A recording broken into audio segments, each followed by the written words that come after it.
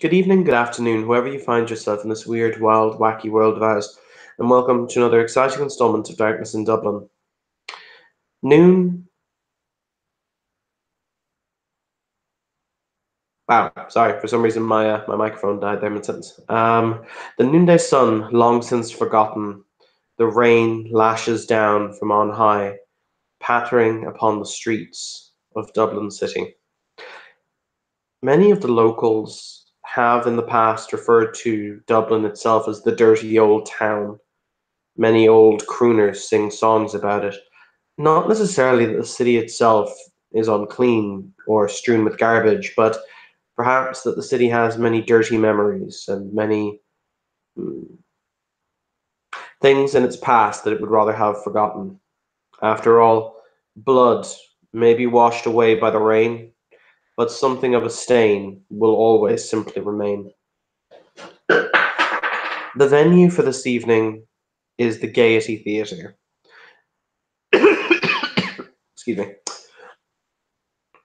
Ordinarily, this is one of the most avant-garde and luxurious theatres in the city proper that shows plays, everything from Hamlet all the way up to modern pantomimes and musicals, surrounded by Edwardian splendor built almost a century ago, but finally maintained and crafted. With this in mind, it was chosen as the site of the Vampire Elysium, the place wherein those individuals, the immortals of the night, could rub shoulders with one another, socialize, and spread the news of the day. This evening is somewhat special, as this evening, well, the prince has decided to hold court. He wishes to meet the new faces whom flocked to this newly liberated city, a former cesspool of corruption, mired by the sword of Cain, now washed clean in the light of the ivory tower. As those here gathered step foot into the theatre proper, they will be they will stand in a brightly lit foyer with a rich carpet underfoot, a rich carpet of crimson. There are three steps that lead up to the double doorway of the stage room proper, the auditorium itself, along with another staircase that leads off to the left hand side that one could assume goes up to the balcony, and a doorway off to the right that has theatre bar written over it in gold filigreed letters. There are a number of individuals whom have already gathered. For the record, you will have been told that you are welcome. However, no ghouls are allowed past the Elysium doors. This is a place for kindred. The servants here are the prince's property, and they are to be treated as such. However, they are indeed here to serve your needs, your wants, your desires, so much as they are. Seated cross-legged on the third step highest to the doorway to the amphitheatre, you will see this gentleman, dressed extravagantly in a black suit with a blazing red tie. He has on his epaulette a small golden rose, as on his in his lap there is a large leather-bound book that he is currently scribbling in, making little notations and altering certain details, certain minutiae. For the Toreador here, you will know him instinctively. His name is Alexander Delano. He is the master of harpies for the city of Dublin. Those of you who have not met him have not met him. However, I'm telling his clanmates this as it is somewhat poignant. So, with this in mind, I will do the introductions as you guys appear on my screen. As I said, once I call your name, please introduce yourselves. For those of you who are very, very new, either having just been embraced or having just found your way to the city proper, you will have been told that this is the kindred meeting place and that you are expected to present yourself to the prince in order to request permission to reside within his domain. With that in mind, we will begin our introductions with because he was the closest to the left hand side. Bishop, you are up first, ironically. Fashionably yet late, yet always on time. The sheriff, not wanting to leave a bad impression, is one of the first to arrive. Perhaps putting the prestige of formalities over perhaps the more traditional flamboyance of his clan. He enters again in his trademarked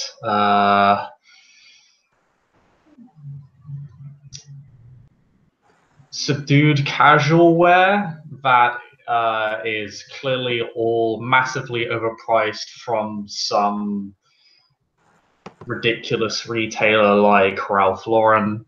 I like how we can just universally agree that Ralph Lauren is entirely pointless and circuitous to existence. Continue. It is, and this is why the Toreador appreciate it so.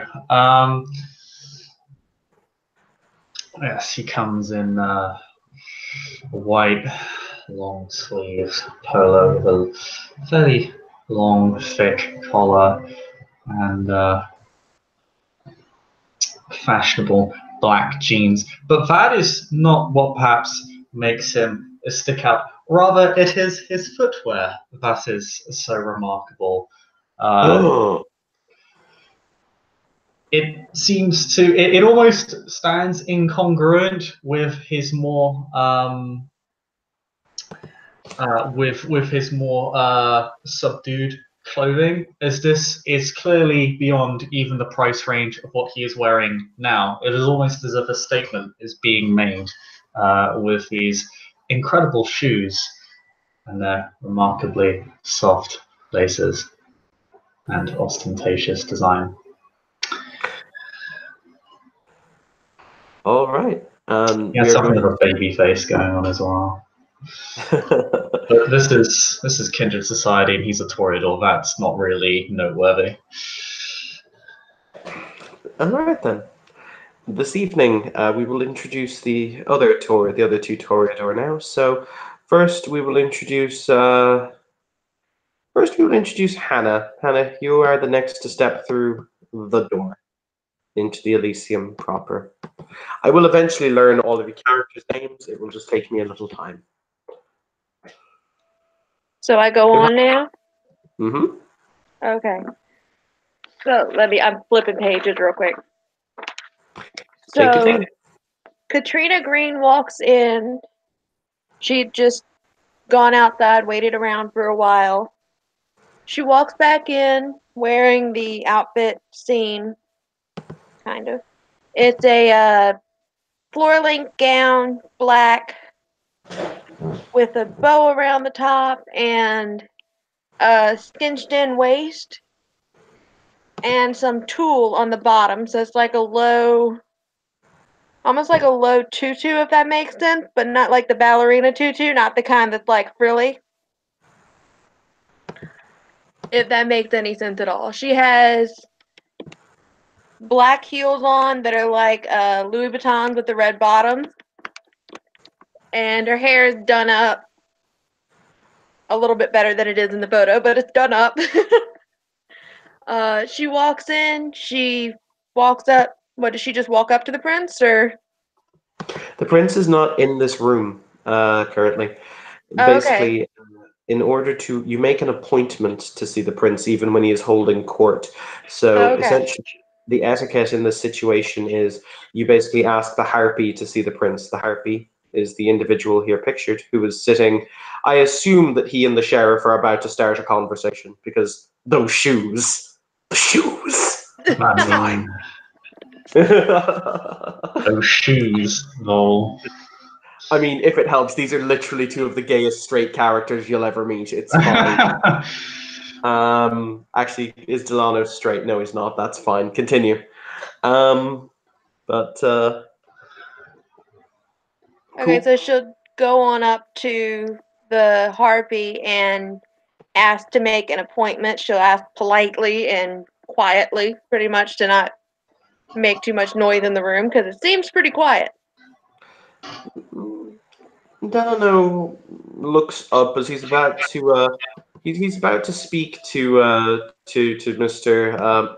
Excuse me, to Mr. Beaumont, and when it's Miss Green, isn't it, or Doctor Green, I think. Yeah.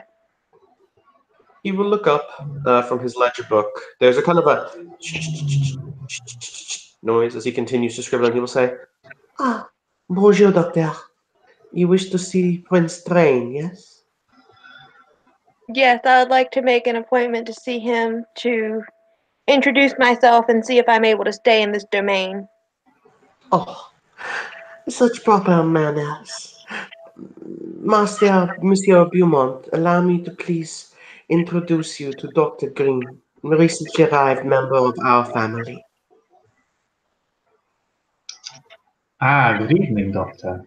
He will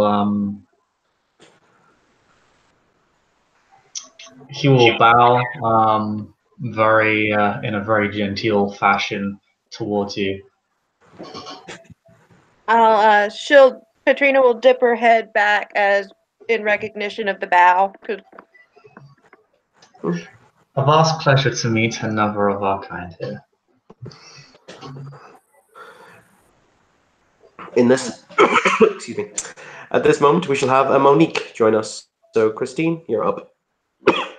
Yeah, so I arrive. I'm wearing a red dress, open back, semi-long, like knee high, like as long as the knee, pretty much, with something like a belt that's like black. So it's like red with black pumps. So she'll walk in, go straight for Delano, because he's my daddy. Hashtag vampire daddy. My vampire. And I will kiss him on the cheeks. Good evening, my darling. He will kiss you on the forehead when you arrive, and he will then sink back down to where he is sitting. Because basically, as I said, there are 3 steps that lead up to the doorway that is that it leads into the main stage auditorium. For the record, those of you who have been to court before know the prince likes to hold his meetings in the stage room or in the auditorium where the throne is set. And he'll kind of tug you to sit down next to him, so the two of you are kind of set on the top step of the stair. And he will say, "My darling, allow me to introduce you to Dr. Green, recently arrived member of our clan." Oh, very nice to meet you, Dr. Green. You may call me Monique. Very nice to meet you, Monique. Dr. Green will hold her hand out to shake. We're shaking. Wonderful. All right. Nice to see you too, Francis. And it is very nice to see you, Monique. You're looking beautiful this evening. I was led to understand that you showed my child a rather pleasant evening, Monsieur Beaumont.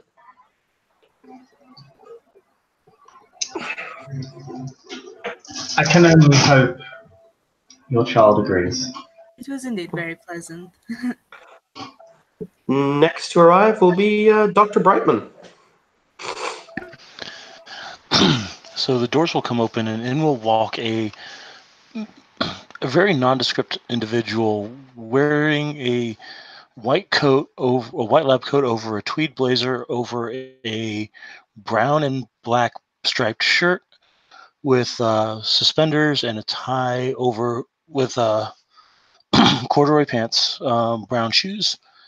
He will look around and he'll say, "Oh, good, I'm out of public view." He will place his hand over his head and he will release his mask of 1,000 faces, and you will see an appearance Zero Nosferatu with a bald head, pointed ears, acidic green eyes that have glasses in front of them, fingers that end in claws, and he's carrying a briefcase. He will look around and say, Sheriff. Yes, Sheriff. Harpy, new people. Interesting.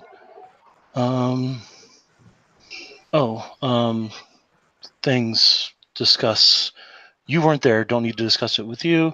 You weren't there, don't need to discuss it with you. Don't know any of you, so we'll make introductions when appropriate. I need to sit down and write. And he will actually walk over to a set of stairs, and he will pull out of his briefcase a pad of paper and a pen, and he will start writing things. Good to see you too, Primogen. I may have... Did you... The things with the Pentex subsidiary, Sharn Pharmaceuticals. Interesting, very interesting. How strong are you?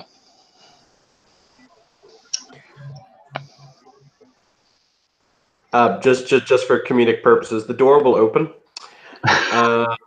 and you will see Abdul pop his head out, and he will just say, "Not very strong," and the door will close.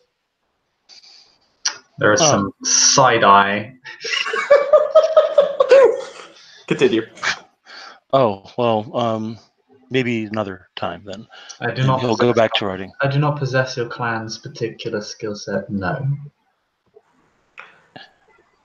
You can't talk to animals either, can you? Do I want to? You would be surprised what understanding animals can teach you. Okay, we're going to move on. At this point, something odd happens. Robert, this will be your introduction. However, you are not arriving to the Elysium by yourself. I'm just going to wait for him to unmute to make sure that he has heard me. Yeah, I did. I was just letting you tell me whatever you need to tell me. Cool. You will be, this evening, you are on escort duty because the prince has requested, obviously you have to meet the prince as well, so it is fortuitously timed. However, for those of you here gathered, you will see two individuals enter the Elysium. Both of these individuals appear outside the Elysium. You will assume from an obfuscate. One of them is I will let Robert describe Talbot. It's Talbot, isn't it? Yes, Talbot. Talbot, yeah. Talbot. Sorry, I will once again remember your names eventually. The other individual looks exactly like this. Is that the Obsidian Lantern? That is the Obsidian Lantern. You should have made him wait to find out. What was that? Sorry. You should have made him wait to find out. He's met him before. I've met him. We've had a conversation before. So. That makes sense then. As the two step into the room, you'll notice Delano, for those of you who are sitting next to him, freezes. Like there's a moment of at which point he stands up and he kind of brushes himself off, and he walks. He opens the stage door behind him, or the door to the auditorium, and he says something very quietly to Abdul. If any of you want to try and eavesdrop on his whispered conversation, you can. Oh, I'm absolutely doing so. I know and trust Abdul, and I know the Obsidian Lantern. I'm not going to bother. It's perception, awareness, or alertness minus. It's going to be difficulty 8 because he's whispering, minus your level of all specs. So difficulty, very low difficulty. If you were using aspects on Elysium property, though. It's a bit of a fuzzy thing. Technically, this isn't Elysium because there isn't a keeper. But it's up to that loophole while it lasts. I'll exploit that loophole while it lasts. One moment. Discord is just updating for me. This is being a. It always picks the best time. Yeah. It has the gift.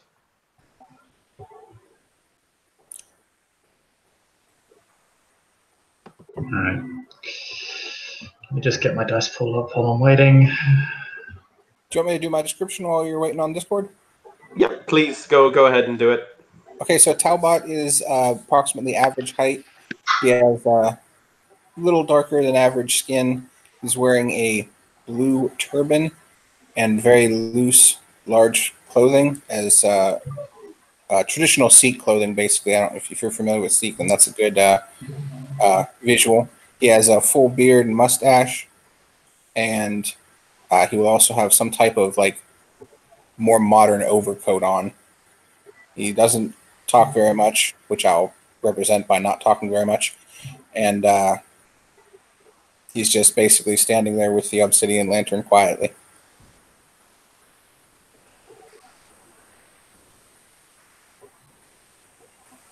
Oh, and everybody's talking about shoes, so I guess he's got sandals on. Apparently, everybody's going to check that out. So No. We have made Bishop. We have made it a thing. Shoes are a thing now. Oh yeah, these shoes are the thing right now. They are the next big thing. Totally. For those of you who don't know, because it's funny and it's kind of an inside joke, Delano gave him the shoes because he felt that his footwear was up until now only whereas he wanted to be You need to hit peak. You do. You really do. Bishop, do you just want me to roll your dice for you so we can continue? Yes, Discord is now loading up, but yeah, it'll be faster, I think. It's still installed and done updates. What's your roll? 5. 5 at diff 3 because you're a jammy. I'm not jammy. I earned that XP. Oh, wait a second. You earned that XP, you mean you just played Nansala? No. There are 3 successes. He basically whispers to Abdul in a very low voice that the prince's guest has arrived, and that to make his highness aware. Abdul nods and closes the door. The obsidian lantern, for his part, just kind of stands there in the room. He is pretty much exactly as he is shown, down to the very ominous red eyes that kind of glint ever so slightly from under his from under the hood and the cowl that he's wearing. Ah, Dr. Brightman, it is agreeable to see you again in Shati. It's agreeable to see you again as well, Obsidian Lantern.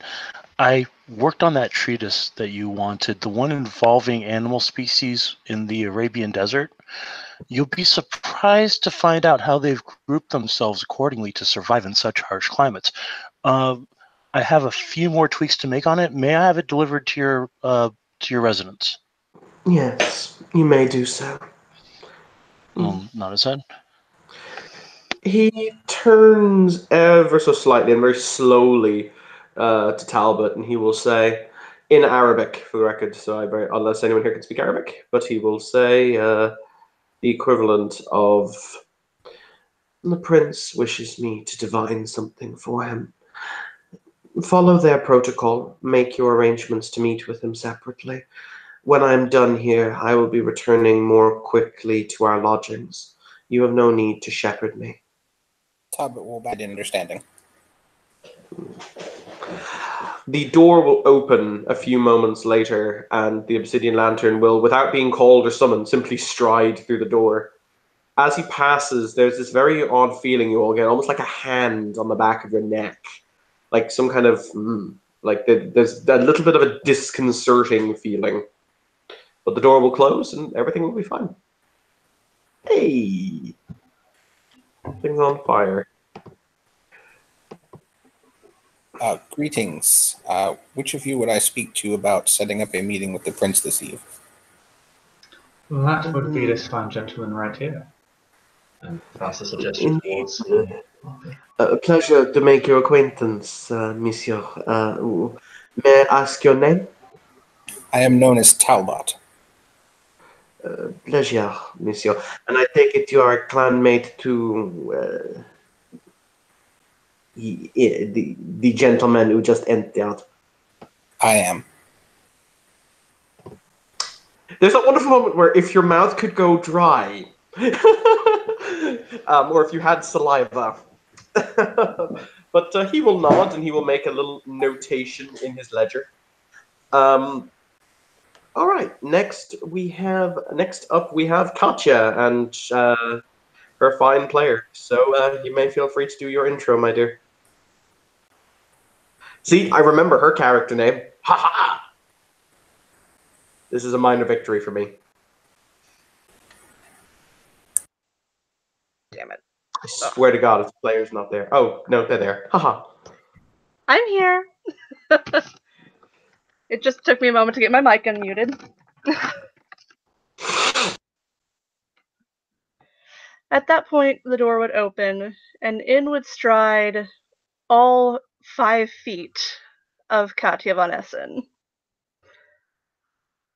Though a little taller today because of the 5-inch heels she decided to put on.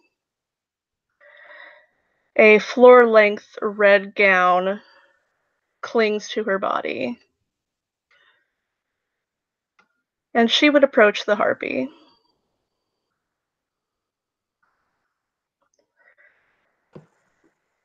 Delano, for his point, kind of, you are much more pleasing to his eyesight than a vicious murderer killer motherfucker over there. So, he always perks up, like, oh, wonderful. Something that's pretty on the eyes and not likely to stab me in the neck. No, she doesn't do her own stabbing. But he will say, hello, bonjour, mademoiselle. My apologies, I do not know. Who might you be? Katya Von Essen. A pleasure, I'm sure. Yes, one moment. My. Where did I put it, honestly? Yes, here we are.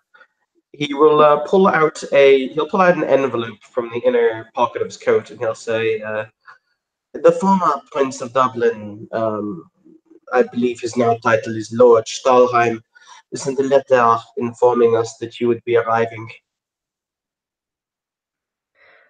Well, I'm good that my appearance is not unexpected.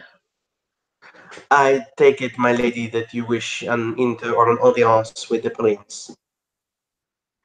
If it is not too much trouble, of course. Not at all. I would be simply delighted. You will see him once again scribble in his book.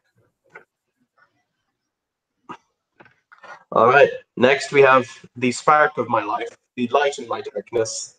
Relius, you're up. I will walk straight up to to Mr. Delano. I am dressed in a lovely tuxedo, but with a small cape and top hat and an actual masquerade mask, because jokes. I won't even sort of make do with the pleasure. Just, Mr. Delano, tell me, do you like the rain on days like this? Well, nights, I should say.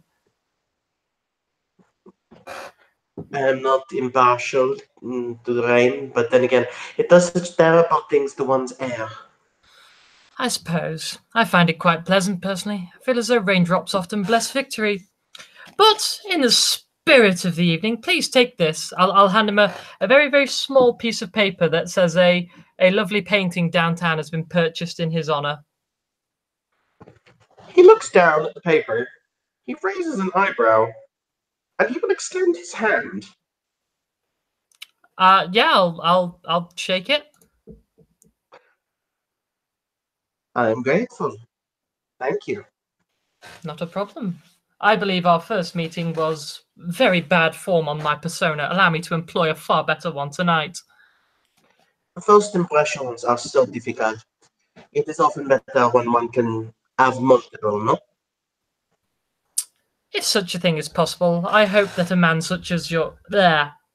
Sorry, tongue-tied. I hope that a man such as your caliber can certainly achieve something of this caliber. Oui. We will then move on.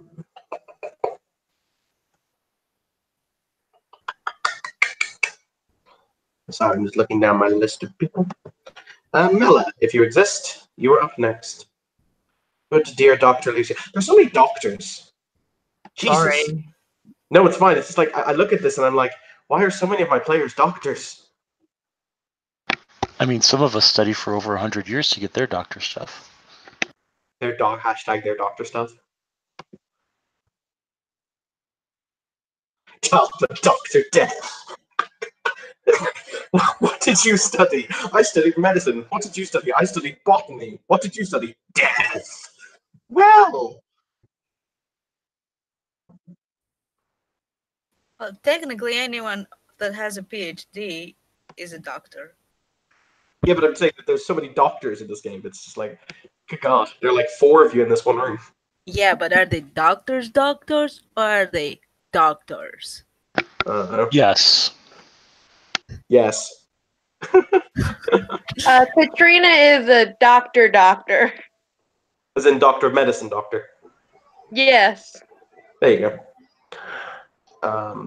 I'll droll. That's great. She can pronounce us all dead. Hey, now, don't be mean. Some of us didn't bother going for their PhDs. And some of us did. Oof.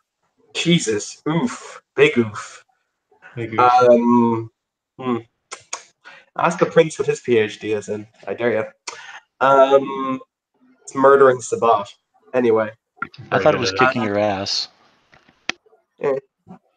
I don't think Mel is there.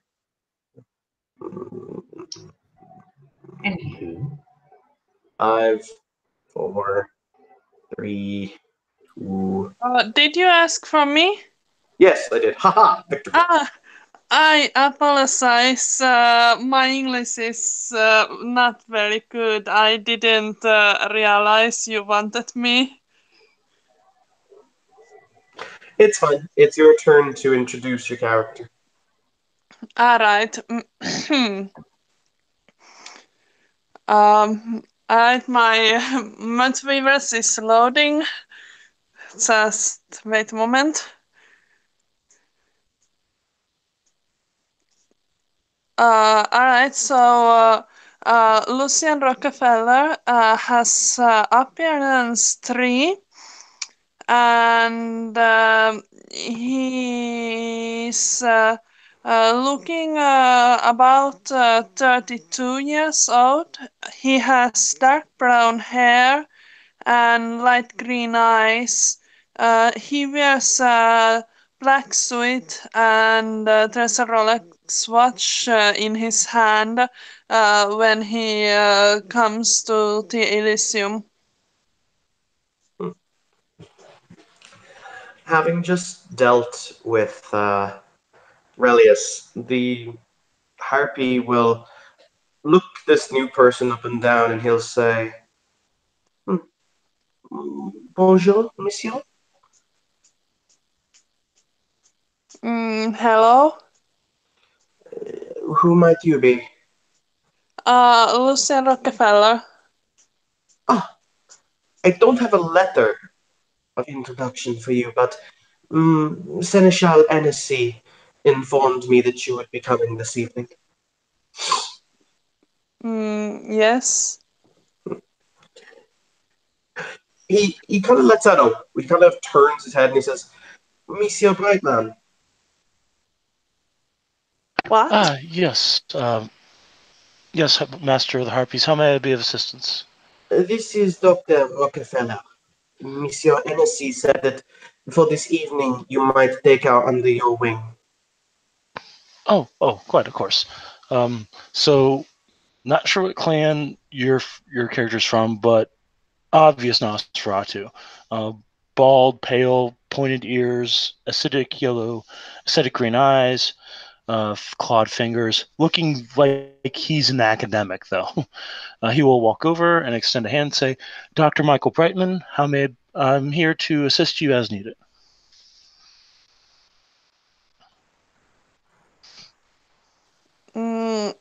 Good evening.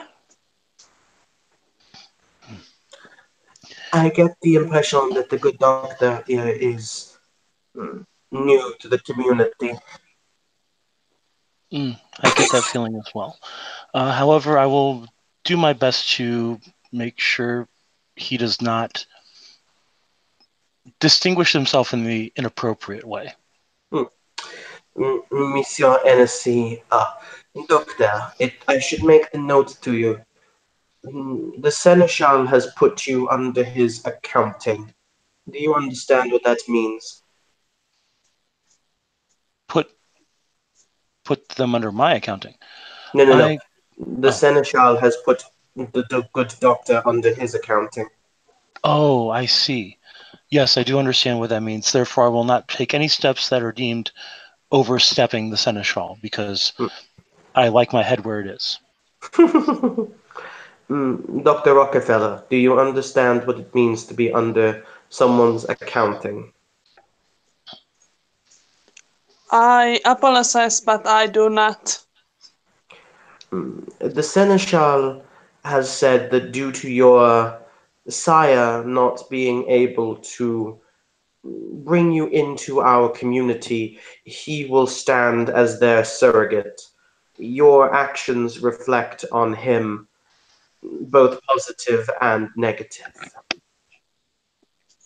Now I understand. Thank you for explanation. I will try to use my position to make him proud. Good. Isn't that what we like to hear, Dr. Brightman? Oh, yes, quite right. We all do what we can to show the prince that we are his faithful servants and his effective members of the Ivory Tower. And now the last introduction, last but certainly not least. I pronounce that Ambrose, but I know that's wrong. It's Ambroise. I know, it's French, so. Ambroise. Ambroise? It's fine. Ambroise, sorry. Yes, go ahead. No, it's your turn. Okay, so yeah, Ambroise, standing about 5'9", he's wearing dark suit, like it's all black with a black shirt, black vest, and black tie, and he's making his way inside, being kind of quiet, just watching over, and will approach the gathering here, and kind of talking in the group as a whole. Say, who do I talk to about introducing myself to the prince?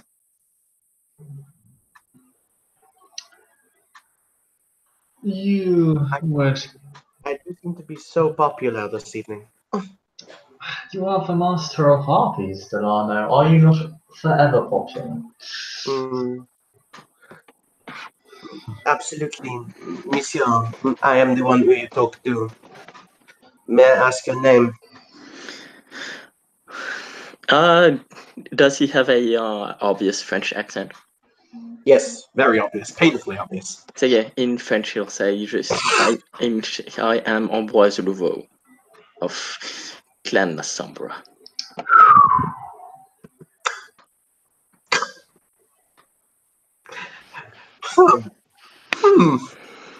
Francis has that spades muzzle. His smile fades quite substantially, and the sort of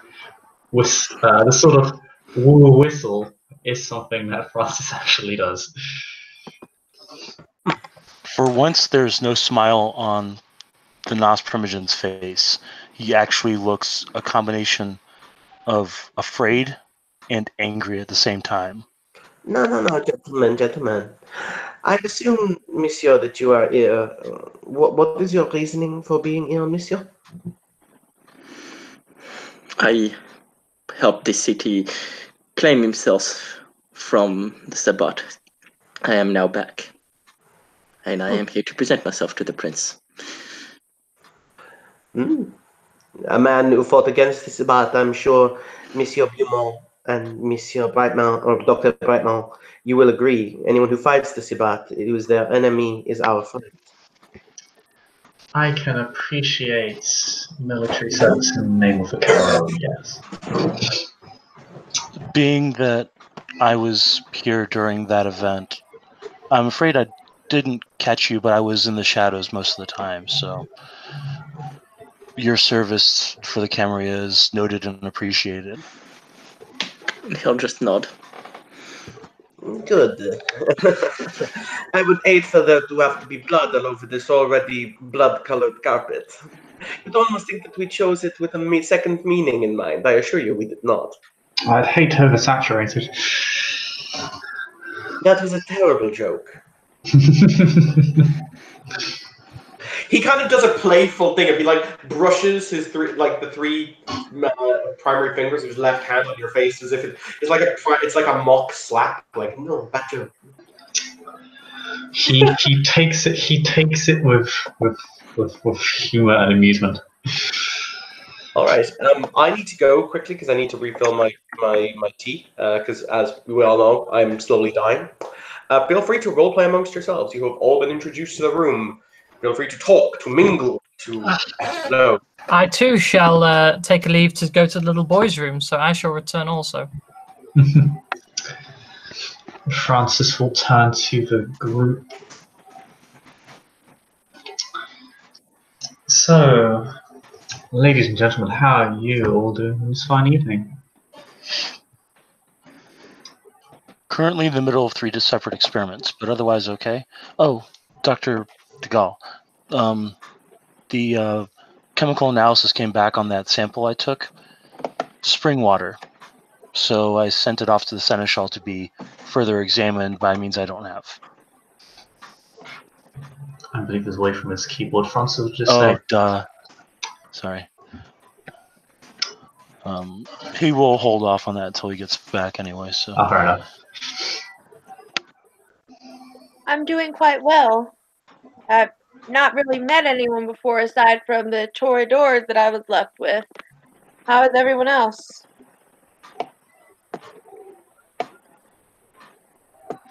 Francis kind of gestures towards the group in the silence. Do not keep a lady in waiting. Oh, well as can be. You're a doctor of medicine? Yes, I am. Where did you go to school? Where would I even say that the local, I guess, the local med school. Did you go? All right, so it's probably Trinity University's med school. Oh, Trinity interesting. University Med School. I completed college at I did college on not online. I did college at a community college and then went on to med school. Oh, interesting. I'm actually a consulting teacher over at Trinity University. I got my MD at Empire University. So interesting. Do you GP or do you do anything else? I do GP, although I can do some surgeries. I just stick to the basics more and have my best friend do some of the other surgeries, or we work as a team and do them together. Oh, okay. There's a surgeon amongst us as well. Remind me to introduce you to him at some point. All right. I hope to one day open up my own practice. That way I can set my own hours a little better. I'm sure you know what the struggle is like there.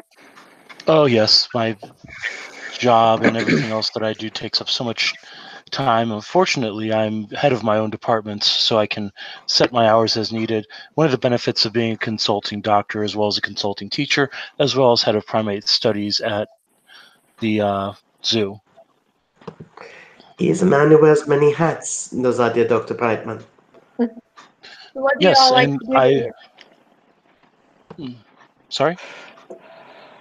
Never mind, you're good. Okay. By the way, guys, at this point in the evening, the door to the auditorium, it doesn't fly open, as in like it's not like pushed with incredible force, but it does open with authority, is the phrase I'm going to use. And you see this man walking down the steps of the walking down the 3 steps. He's really quite short. He's only about 5'2". He's exactly as he's pictured. He is dressed exactly as he's pictured there, with the mask that he's pictured wearing. On either side of him, there are 2 other Nosferatu, and he basically he's walking with a definite sense of purpose as he sweeps out of the building. I'm going to send Hennessy a quick text underneath my jacket. Do I need to go with you? I'm back, by the way, just to make that clear. Okay. You get a simple response saying no. All right. If any of you would like to do a P&E as he passes, you can. 100%. And oh, hey, look at all that difficulty reduction.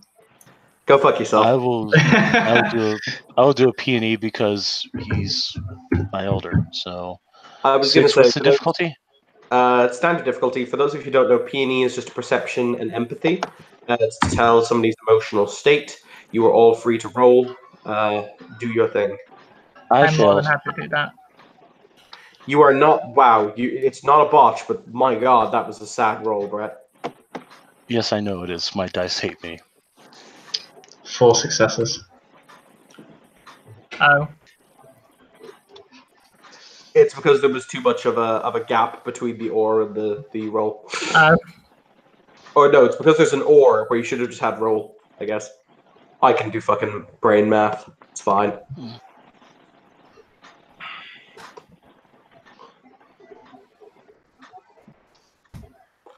There we are. Cool. Cool. I will remind you guys that however many levels of Auspex you have reduces the difficulty of this roll. Oh. That too late then. No. It does it automatically. So, Christine, what's your Auspex level? Let me. What's my Auspex level? Yeah, I'm gonna go check mine How now. is it? I don't think yours makes any difference, Liam, because your highest roll, other than your successes, is a 3. I don't think you have an Auspex, unless you have an Auspex of 3. That's what I'm saying. I think I may have. I have 3 Auspex. Okay, yeah, in that case, the difficulty of your roll would in fact be 3, which means you have a total of 1, 2, 3, 4, 5. You have a total of 4 successes as opposed to 3. I'm just going to re-roll mine because I should have rolled 7 dice anyway because I apparently bought one. So meh. That's cool. Oh, they're all making me look like a shitty clanmate. It's fine. What would Katrina roll? She has 1 point in Auspex. Okay, so it's your perception plus your empathy. So combine those 2 numbers to make the pool. So perception plus your empathy. Oh my Jesus. That is unlucky. How much willpower must I spend to not suck? You don't botch though because you got at least 1 success. That was Jesus, Liam. That's fucking painful. Yes, it is. I'm laughing, but on the inside, I'm crying. What did you do to the dice gods, Liam? I don't know.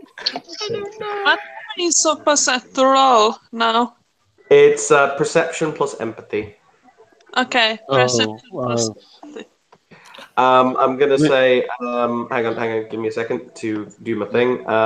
Hannah, so basically, if you have to just copy and paste, it works the second time around. Haha.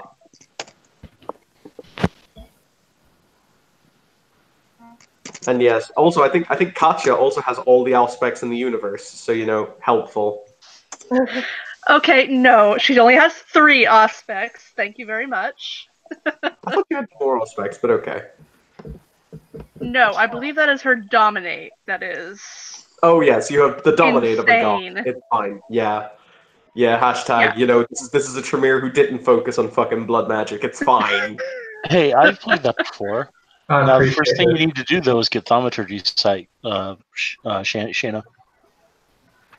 All right. So, I think that we're pretty much done with the rules. Anyone who has. Jesus Christ, it sounded like a cat died. Oh, Nelly. All right, so anyone who has one success can tell... anyone who has one success can tell extremely agitated. It's practically bleeding off him.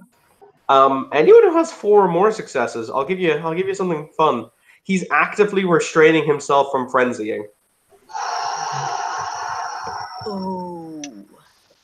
As a matter of fact, as he walks away, you will see he sends the no text from outside, and I'll give you this despite the fact you fucking sucked at the empathy roll, but you're actually paying attention to this. He crushes the phone in his hand, just crush. And I know that if I tried to help him, he would just bitch slap me. So...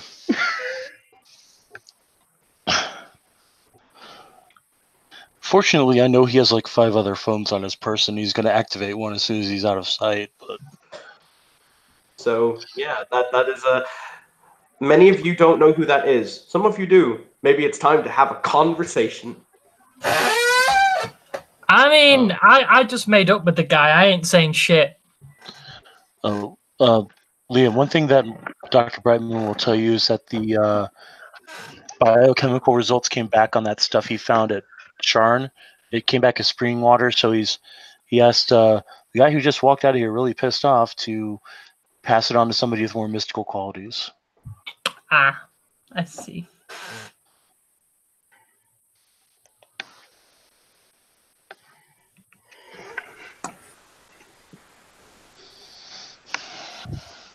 Well, I'm kind of concerned about the guy storming out, but it wouldn't really say anything. I'll just put my hand on Delano's forearm and like look at him like questioningly, like what just happened, kind of way. You see that Delano, his brow is furrowed, like he's deep in thought, and he kind of looks at Francis, and he just kind of jerks his head ever so slightly as he stands up and moves into the door of the whatchamacallit, of the theater. Okay. Francis will follow his motion. The two of them will disappear into the theater room. If anyone wishes to follow them, they can. He only intimated for Francis to follow him, but you guys can do what you want. I'll definitely follow them. If we're free to follow, then yes, I'd like to follow as well. Okay. Vampire Dad, I'll actually follow because people. I'll actually follow because I'm technically a court officer. So Talbot will follow because he needs someone to tell him when to go see the prince. So. What was that, Robert? Sorry, I was just going to say that Talbot would go along too because he expects one of these people are going to be the ones to tell him when to go see the prince. So that's fine. All right. I need to just get up some pictures because there's going to be some fun times ahead.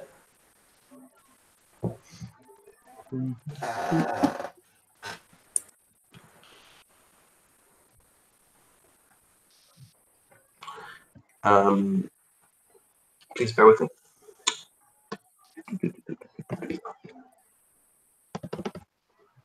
There we go.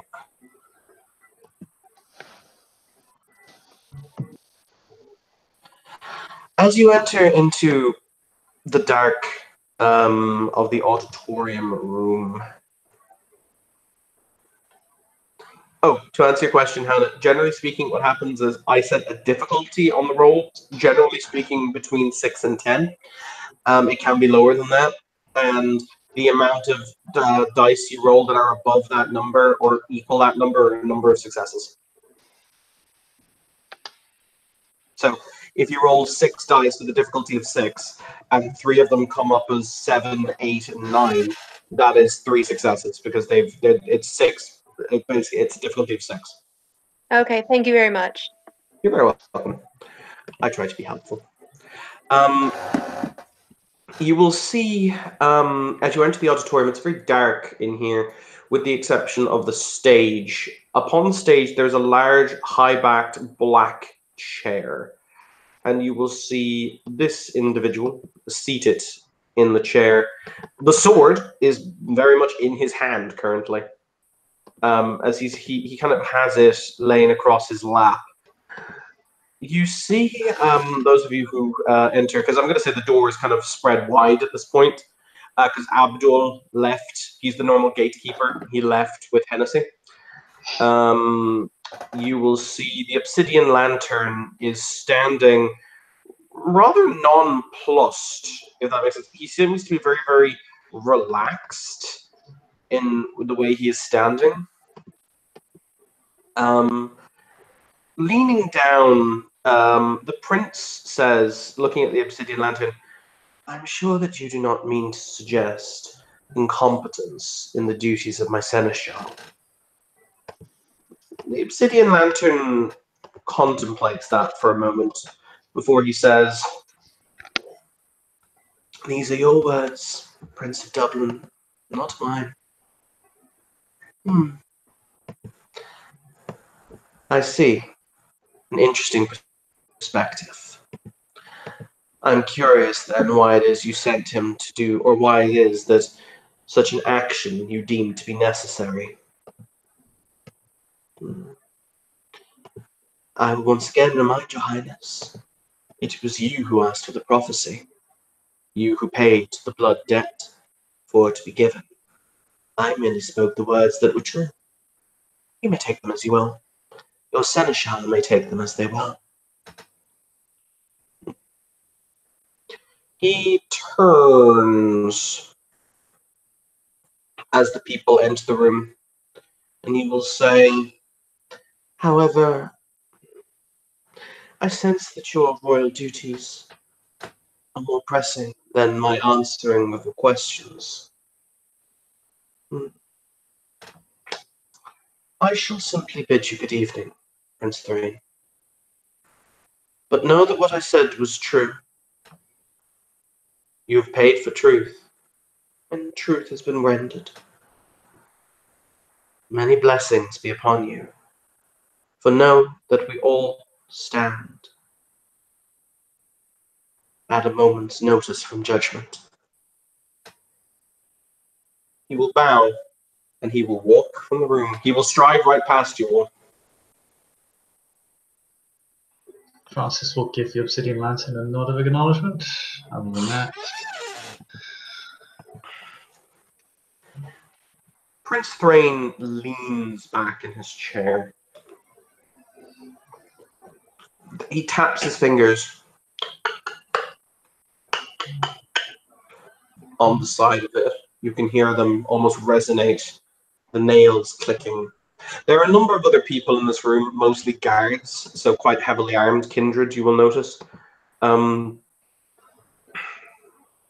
will lean forward in the chair again and he will say, "I do not recall I gave you all entrance to leave, leave to enter my presence."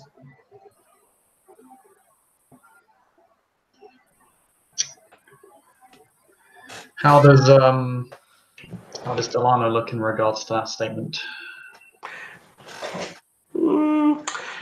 Delano looks pretty calm. Okay, let me rephrase. Is this statement being directed towards me? You and Michael.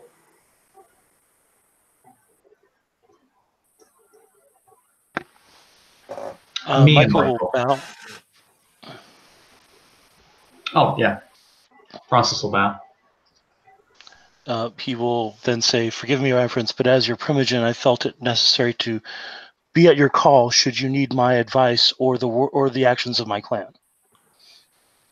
Yes, I quite understand that, Primogen.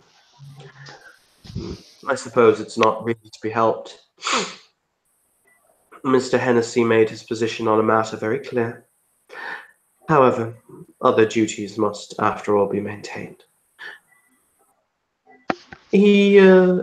Hennessy will, sorry, not Hennessy, Delano will walk forward and he hops nimbly up onto the stage and he presents a piece of paper to the prince. The prince reads it. And he will then say, "Very well then, we shall dispense with the formalities. Which one of you is named Katja von Essen?"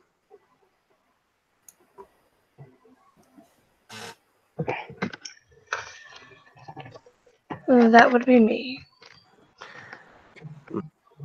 Step forward. She would step forward, avoiding going up onto the stage because heels and very tight dress. Does she, however, bow? She does. She gives a little bow, as much as she can without ripping anything. I was going to say, sitting down in that dress is just not a feature. It's fine. We accept your life choices. No, it is not a feasible task.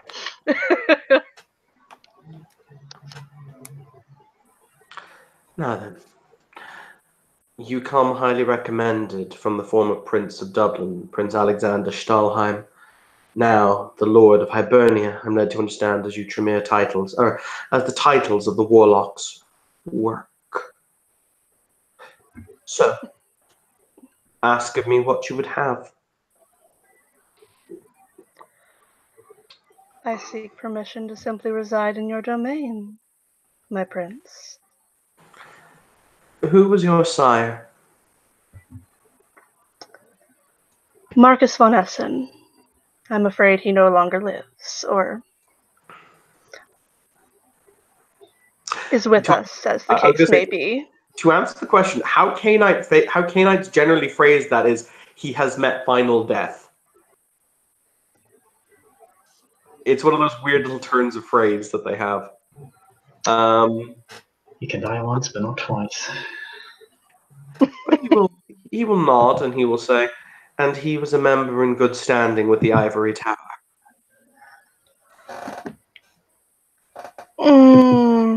That is questionable.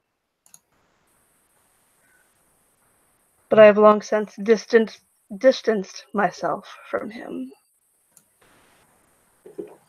Very well. Your request to stay within my domain is granted. Is there anything else that you would request of us? At the moment, no. Very well then. You may withdraw. She would give another little bow and step back.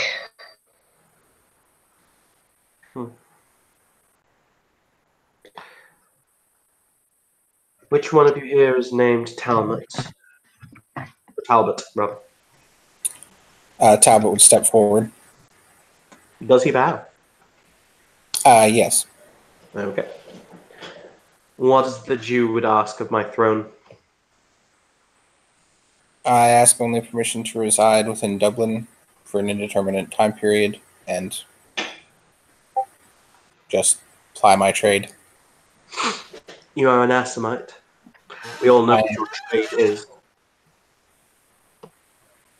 Sorry, I didn't miss that. Oh, he said you are an Assamite. We all know what your trade is. Yes. Who was your sire? My sire was Balaram, Slayer of Secrets. Such interesting names you have.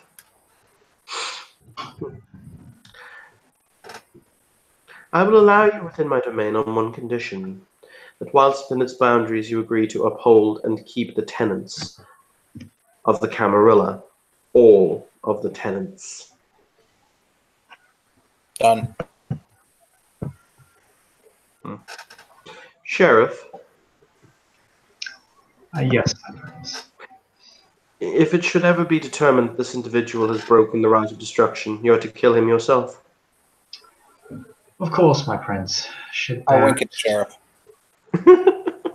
What did he say? He winked at you. Oh. Should that be the case, then it shall be done as swiftly as can be, my prince. Very well. You may withdraw. I bow and step back. Francis kind of gives him a look. It's this big warning glance. Of don't test me tonight. Dr. Green, step forward, please. She will step forward and dip her head, bow a little. Dr. Green, it is Clan Toreador. Yes? I missed that bit. What did you say? Dr. Green of Clan Toreador, yes? That is correct, sir. Do you also simply seek permission to remain within the domain of Dublin? Yes, I do. I already have a house and everything, as I was born and raised here. So I seek to remain here. Who was your sire? A gentleman by the name of Ethan Lockwood. Was he a gentleman in good standing of the Camarilla? In all honesty, I have no idea, as I met him one time for a date, and I wake up and I'm left in the care of Clan Toreador. I see. In that case, Sheriff. Yes, my prince. You will make sure that this young lady is taught the correct protocols. Of course. I shall ensure that she is well educated and an upstanding member of the Ivory Tower. Good. And last, looking down at his piece of paper.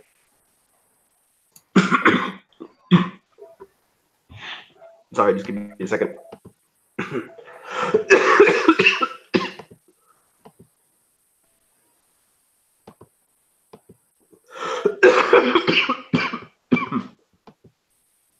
Sorry, kids. Remember, Evan is slowly dying.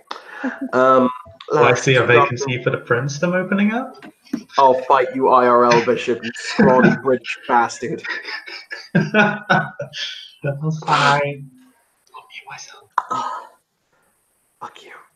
And last, he'll say, Dr. Rockefeller, Lucian Rockefeller, if you would please step forward. Lucian steps forward. Do you bow? Well, I suppose yes. Okay. He looks down and he says, I have a piece of, well, I have been informed that the Seneschal has taken you under his wing. Yes, that is correct. You do not know who your sire is, am I correct? Yes, you are correct. I do not know who my sire was.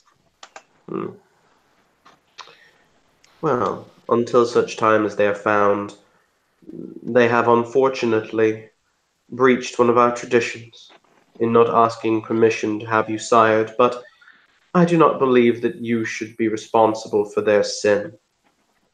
So, with this in mind, and with the Seneschal's report, I am happy to accept you into the domain of Dublin, and provided that Hennessy will indeed honor his agreement, and he will keep you in his accounting until such point as you are released. Is that agreeable to you? Yes. Very well then, you may withdraw. Thank you. Yeah, and Lucian withdraws. Now then, we have a point of interest. It is not often that a shadow comes before my throne. So, you claim to be a friend. You claim to be an ally, sir. Convince me of this. I came back here to indeed be an ally to your to your sect instead of, well,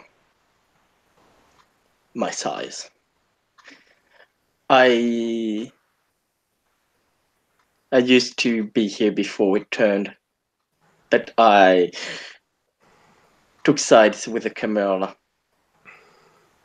I fought alongside the Chimera when the city was. I don't. Sorry, I thought. Was that you saying something or? No, that was me. Kind of coughing. Sorry, continue. Okay. I fought alongside the Chimera to fight to take this city back. Along with the Chimera, we fought, and well, I think if we had kept going, we might have killed. And he'll look forward. The heartless swine that is my sire, but unfortunately he got away and got his hands on me. I was, well, somebody in the city saw it had the heart to send a rescue team, and I came back here. Now I seek to, well, be an ally of the Chimera and, well, whoever is ready to keep the damn Sabbat out. I see. Prince Thrain stands up.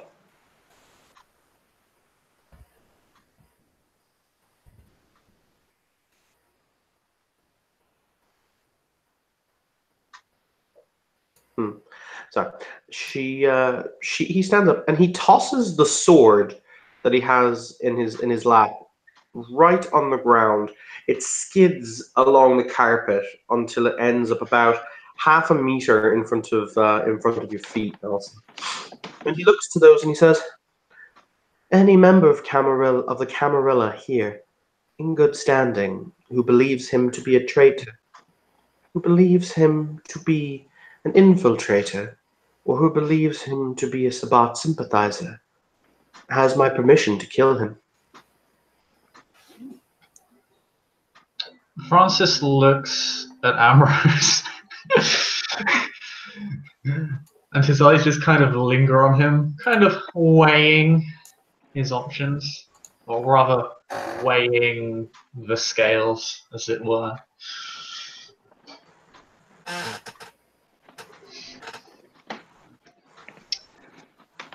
I'd just like to give Ambrose a moment to react to that, or any of the PCs a moment to react to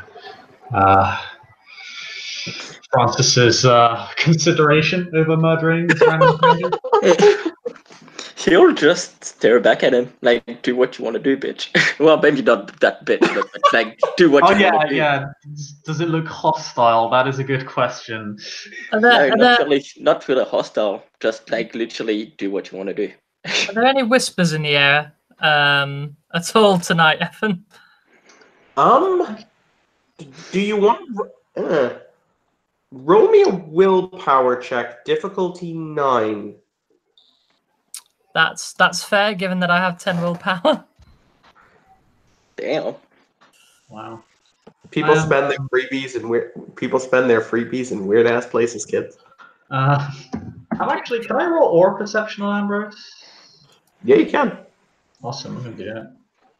Does my aspect take away from it? I don't know if it does. Yes, it does, because I run it by the book, Bishop. Oh, I love it. Wow.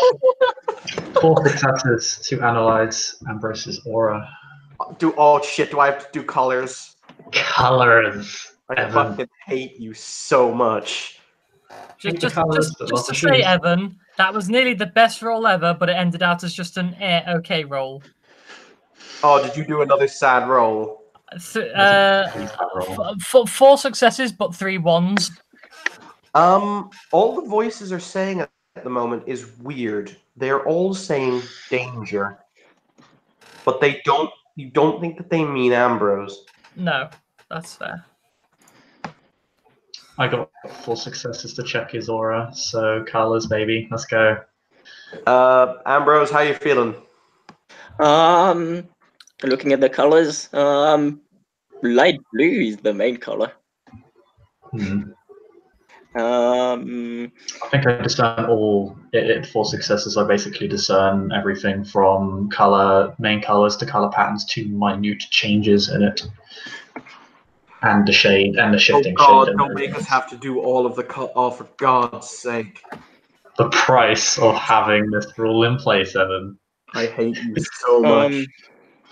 Well, the colors are pale, of course, because vampire. Main color is light blue. ST, just to make sure, with his nature being what it is, caregiver, would pink come into compassionate become? Yes, I'd see pink.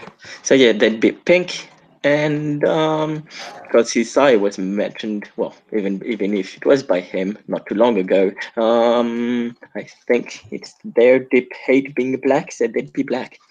Oh. But you see that's kind of going away as time goes, because his dimension of his eye is going away. Okay. So it's a strange, almost contradictory mix of colors. Although the contradiction begins to fade. Francis looks at him. He looks at him for like a good 10 seconds. His eyes kind of narrow into slits. You see he looks down at the blade for a moment, and then sees that the hatred in your heart has faded, and all that is left is a sort of a steady stream of compassion and acceptance. And he will not pick up the sword, and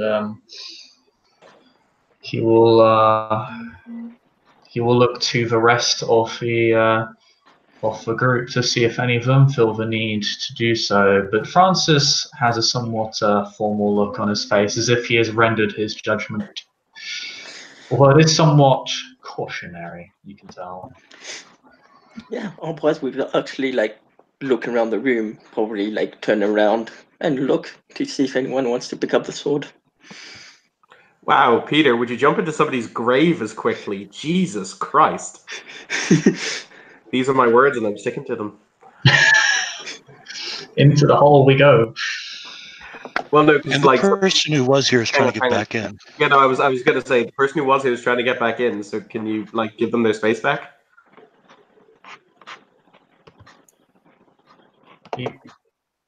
Peter? Oh, there he is.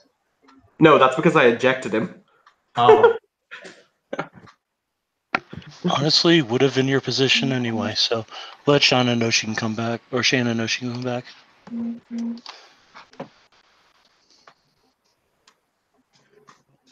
People's grave as quickly. Anyway. There we go.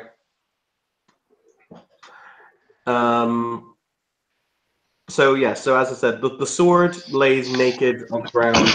It's rather a pretty sword if anyone actually bothers to look at it. But the prince has basically said, any of you may kill this person, and you will suffer no consequences. Is anybody paying any attention to Michael? Boaz is looking at everybody, he's actually to everyone he's seen, especially the group that's here that walked in with him. He'll look at everyone. I'm going to ask very specifically, when you say no consequences, you're not bullshitting me here, are you? There are always consequences, sir. Just not the conventional kind. I'm just saying, I'm not gonna stab him and then the prince is like, aha, I knew you were a traitor. Nah, that's some Arcavian prince you're thinking about. You're talking to one.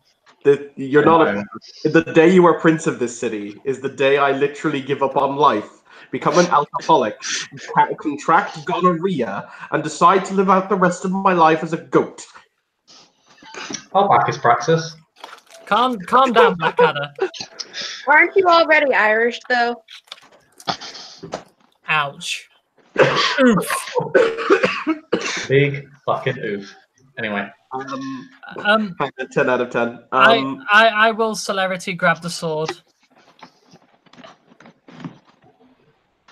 Okay, the sword is in your hands. I'm going to have an action movie quip ready, something about holding life and death in one's hands, or in this case, final death. I will slowly edge the sword towards our infallible friend, and see if he either allows himself to be attacked or will fight back.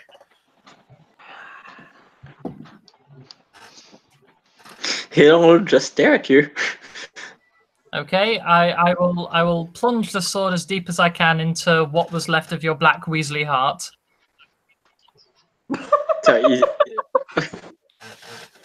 Sorry, what was that?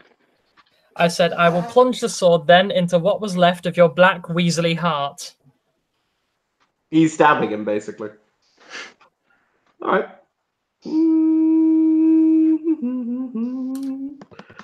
Hashtag everyone was not expecting that. Okay. The sword, basically, you press it into his skin, at which point you start to cut into it. I'm going to assume, bear in mind, Kindred don't necessarily feel pain in the same way that ordinary people do. No, a lot of their nerves are dead. Yeah, I was going to say, it's much more muted, yeah. But, so Ambrose, do you just stand there as the sword is being plunged into you?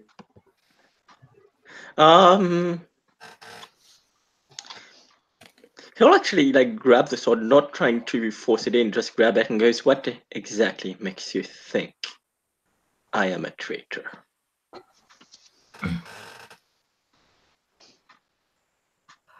I don't believe I'm on authority to explain that to you.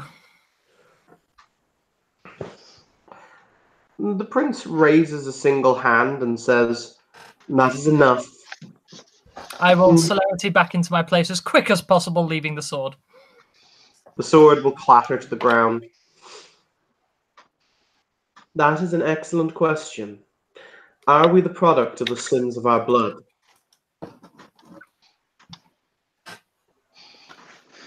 I believe. If anybody looks at sorry, Michael, yeah, is he asking me specifically, or?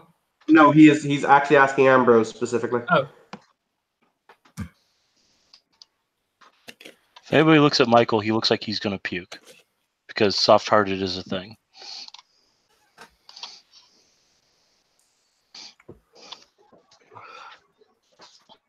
By the way, who has Auspex 5 here? Not me! That's up hand. You want to roll me that thing to pierce obfuscate? Sure thing, buddy. What's diff? There you go. Hi, friendo. Sorry. No, but Ambrose, he's asking what is, basically he's saying, are we responsible for the sins of our bloodlines?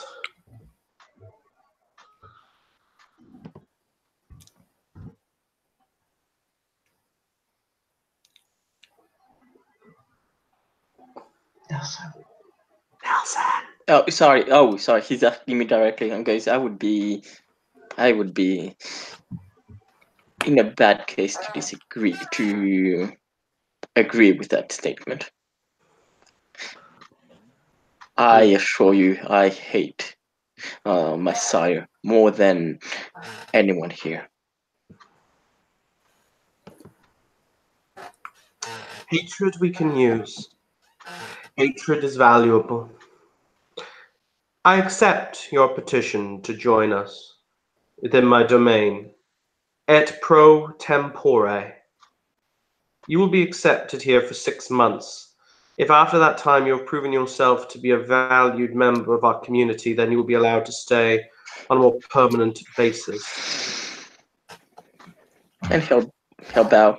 Thank you, my prince. Mouse, what's the difficulty for The your... difficult Auspex roll is standard, because your Auspex equals. Okay, so it's 7 then. Mm-hmm. Okay, 3 successes. All right. There is indeed. As you look behind you, you kind of feel an odd motion on the back of your neck. You see the fact that this is pretty interesting. There is an astral form upstairs on the balcony. However, the astral form had obfuscated itself. Huh.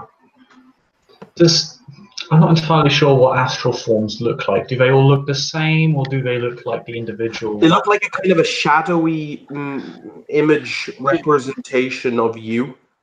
They also do take on a more idealized form.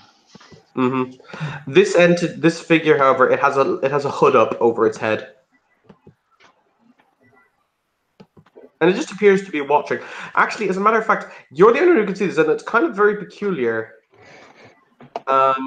It's when the prince makes his decision, you can almost see it laughing and clapping its hands together.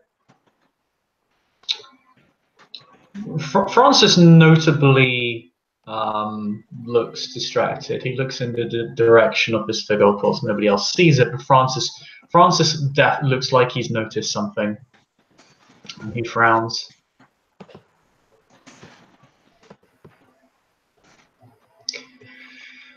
My apologies for the interruption. You know how there was something that was whispering danger before? Yes. It's now screaming it. My apologies for the interruption.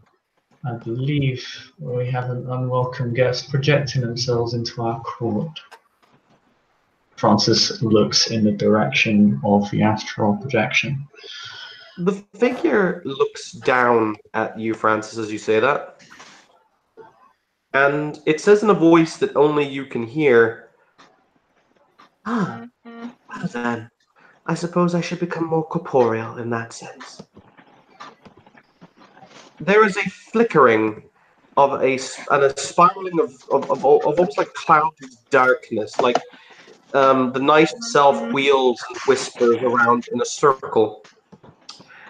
And then you will see, there we go, this individual standing, looking down at you all.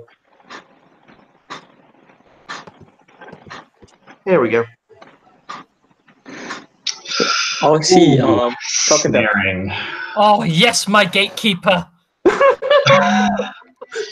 I see. Do I recognize because of how you described the darkness? Do I recognize obtenebration? It's not obtenebration. Katya would be the only one here who recognizes it. Certain Tremere have the ability to appear and disappear like that, to basically teleport themselves. Because hashtag Path of Mercury. Is there anything about this guy that's familiar to me? Given how long I've been in the city? At least one of you have seen him. Oh, yes. By the way, that is not the only thing that occurs. Francis, none of you would have noticed this because there's no real way you could have. From around you, all around you, as a matter of fact, the floor starts to ripple and move. As coming up from the floor itself, you will see approximately 6 or so figures. These figures appear to be made of stone and have great bat-like wings on their backs. Oh, okay. They look rather strikingly and familiar to this when my Minicam decides to load. Evan, don't do this to me. Please don't do this to me. They look like this. Oh, well, that makes a lot of sense. Francis is going to send a telepathy message to Delano, if he'll accept. Ring, ring, ring, ring, ring, ring, ring, ring. Thank you for using headphone. Yeah, he'll accept. Oh, an asshole! Does he actually answer, or does he? Yes, he will pick up headphone. Yeah, the immediate message from Francis is, that's the red list to get the Toreador out of here. No.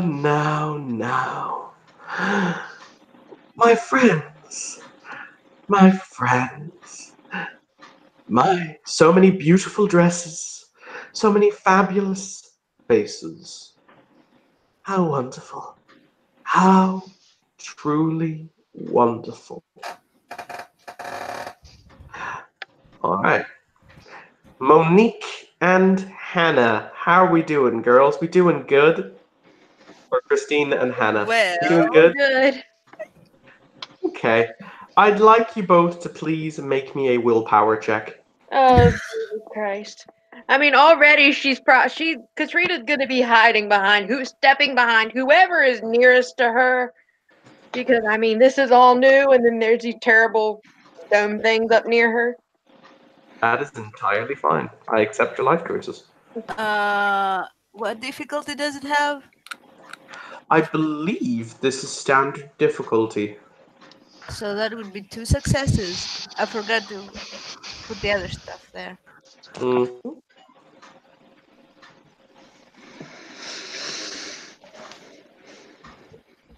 Hi, Bishop. Hi.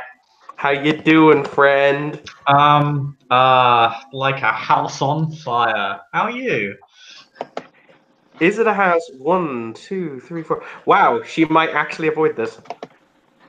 What, me? Yes, you got 4 successes. What was the willpower? A 6? Yes, it was a 6. Okay. We'll see. Nope. Both of them go flying into the air. Well, What? Literally, you are both being suspended in midair, about 20 feet off the ground. Katrina's gonna let out a shriek. These are what you wanted to protect, Mr. Belmont. Francis is not armed because this is a peaceful court and he wasn't expecting a fight. So both of you girls are sat down on the balcony where this individual is standing. He looks at you both. As you look to him, the one difference from the picture is he has white to his eyes, but everything else is just black. It's like you're staring into a deep, inky darkness. Katrina is still terrified, and she's gonna nod pretty much like, thanks for not killing me, but she's also kind of frighteningly glaring at this person. Hey, none of us killed you either. You haven't thanked us. Or this thing. Francis just kind of walks around to the sword, picks it up, just kind of holds it down. He kind of holds it. He holds the tip towards the floor. And he will say, "What is your purpose here?" Can you say I'm offended by this behavior personally? Behavior? Offended. Such interesting terms roses use. Perhaps next you'll prick my finger with your thorns, or make me feel bad with your scathing words. No, I will probably just paint a picture of you and portray you really ugly. Hey, Evan? Yes, sir. 2 text messages. One to the Alistair, one to Hennessy. The Gargoyle Maker is here. Get here now. Okay. Now.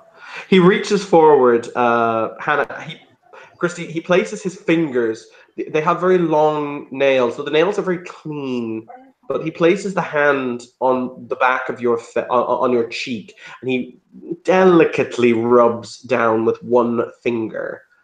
You'll notice on the back of his hands, they're covered in occult symbols and simulacra, transmutation circles and old Latin. He does that to Christina? Yes, he does that to Christina. Katrina, I'm sorry. I'm getting those mixed up. Katrina, my apologies. No, that was on me. She's gonna shiver a little more violently and like flinch away from him. Ah, dear. If it helps. He looks down. You are Katja von Essen, yes? Who's asking? I knew your sire a long time ago. It must have been a very long time ago. I have oodles of time, my dear. I'm curious why it is that failed prodigies of ignorant blood have been sent here. I'm just going to interject before anyone can answer. That doesn't even rhyme. What the hell? Hi, Relia. You're now on fire. Probably am. No. He looks down at you. There's a flick of the wrist, and green flames cover your body. Oh, lovely. Yeah. Let's do some rot check with willpower 10, kiddies. First of all, do you have fortitude? I do. I have 2 points of it. Okay. Would you like to? Because I'm going to give you the option. Basically, this is going to do 5 levels of aggravated damage. It is going to be difficulty. Hang on. It's difficulty 9 for Path of Flames 5, isn't it? I believe. I have no idea. Yes, it's actually I think it's 3 plus 3 plus level, so I think it's actually 8. Okay. Oh no, I just checked. It is in fact difficulty 9 to soak. Oh, that's horrible. Oh, to soak. I thought you meant to cast. Oh god, it's brutal. Yes, this power is horrific. And this is the Infernalist version of it, Bishop. Yes, I know. I used it on you. I know, right? It's almost like I use. No. To be fair, I have yet to set a player on Sun. That was a different one. Anyway, regardless, but basically, you can spend a blood for your fortitude to automatically soak 2, as opposed to rolling your 2 dice at difficulty 9. I mean, because I can spend so much blood a turn, I'll spend fortitude and blood buff. Yeah, you can't. You can only soak this with your stamina or with your fortitude. God damn. Yeah, okay, that's fine. So cool. You will take 3 levels of aggravated damage. Please roll me a rush rec test at difficulty 9. Well, come on, D10s. You've messed me about all day, but you could redeem me. You could redeem me On here. a side note, I choose to point out, oddly enough, sassing the big bad was the same reason I was set on Sun. I got 2 successes, bitches. Yeah, pretty much. So yes, and that's why you two are friends. You are able to maintain control, but holy shit, you're on fire! Stop, drop, and roll, mofo. Oh yeah, I posted in the chat earlier that I'd spent celerity when I saw the goggles, so I'm gonna roll on the floor like fucking Sonic the Hedgehog. Oh shit, I'm on fire! I'm on fire! This is oddly reminiscent of a certain encounter. Can I use my overcoat to try to help put him out? Yes, by all means, please, for the love of God. He's on the demonic green fire. Could we, that are on top, use celerity to like go down with the others again, or that's? If you want, you can roll me you can roll dexterity athletics to jump down. Your celerity can you actually. Ow, child. The Tremere is very sad and upset. All right, I mean, okay. Tell me again, because the baby. Yeah, no, it's dexterity plus your athletics plus your celerity in dice.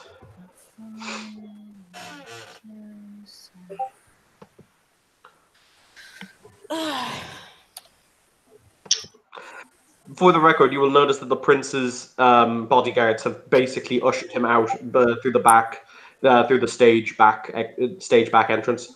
I was gonna ask. Is Beg your that pardon? free? Didn't even get my gift. Let me just check. Yep, that is in fact 1, 2, 3. That is 4 successes. Yeah, Monique, you were able to, without much difficulty, hop down from the stage onto the or hop down from the balcony onto the lower. In fact, you got 4. You superhero land. You do that really cool kind of. You bend your knees as you land. You Scarlett Johansson it. You Scarlett Johansson it. There you go. That's phrasing. Yeah, and probably destroy my dress. Yes. Okay, I'll go hide behind Francis now. And to a Toreador, that is worse than death. Yeah, where is Delano in all this? Delano stepped protectively in front of his childer. Good. Francis Francis approaches. His sword is now raised because he is deemed himself fit to lay his hands upon a toreador, which is nowhere near appropriate. There's still a toreador up there with him.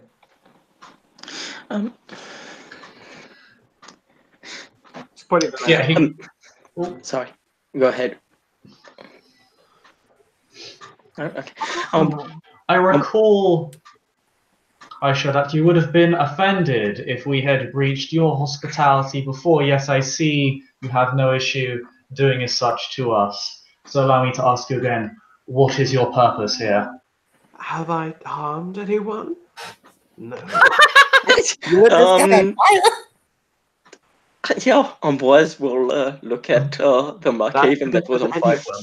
On fire. No, he's not going to even play that card. He's just going to laugh. Very well, allow me to rephrase my sentiment. Have I harmed anything of value?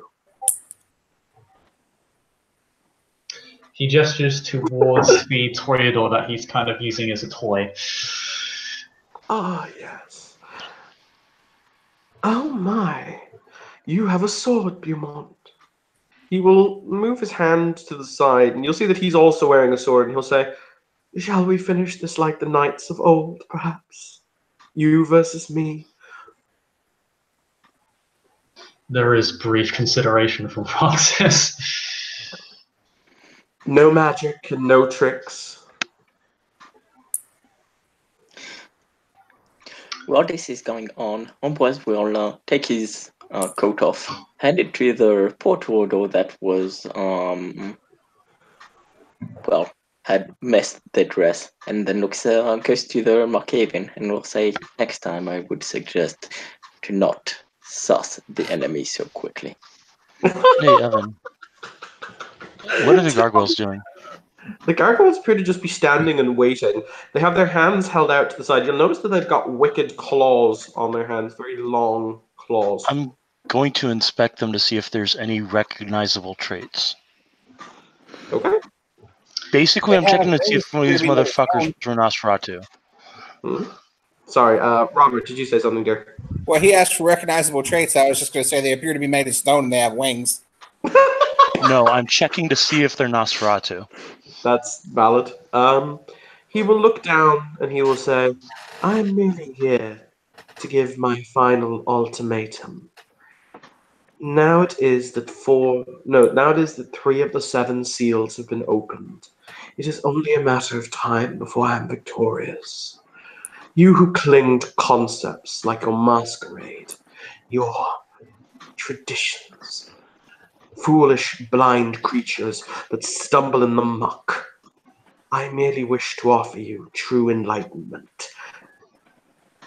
The Dark Father was a fool. He trifled with powers he did not understand. However, mastery of such is our destiny, our birthright, born within our blood. I merely offer you the chance to become my brothers and sisters. Simple.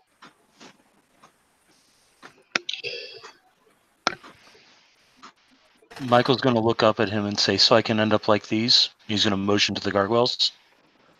I know what your kind do to mine. These were my art, Nosferatu. Beautiful, new. Why should any of us join you when it's clear you have no regard for life at all? Because you are not alive. You have transcended life. That's the nature of our existence.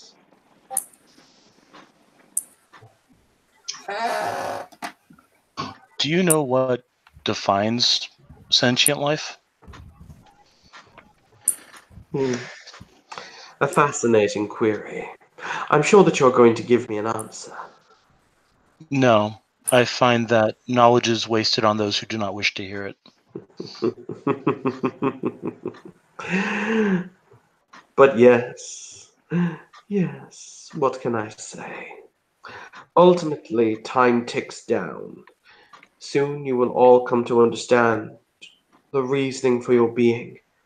The fact that in us, he grabs Dr. Green by the back of the neck God. Hi, Dr. Green. How's it going? I get ready to fling my sword. Just gonna make sure that Hannah exists. Yes, I exist. I'm listening. He grabs you by the back of the, and he pulls you out. Like there's a lot of strength in the grip, but he lifts you up and he holds you out over the stage or over the auditorium, so that it's just you hanging there with his hand to the back of your neck, so you can kick and scream all you like. She's gonna like groan a little bit because the back of the neck is kind of like that thing where you like if you grab a kitten by the back, they kind of go limp.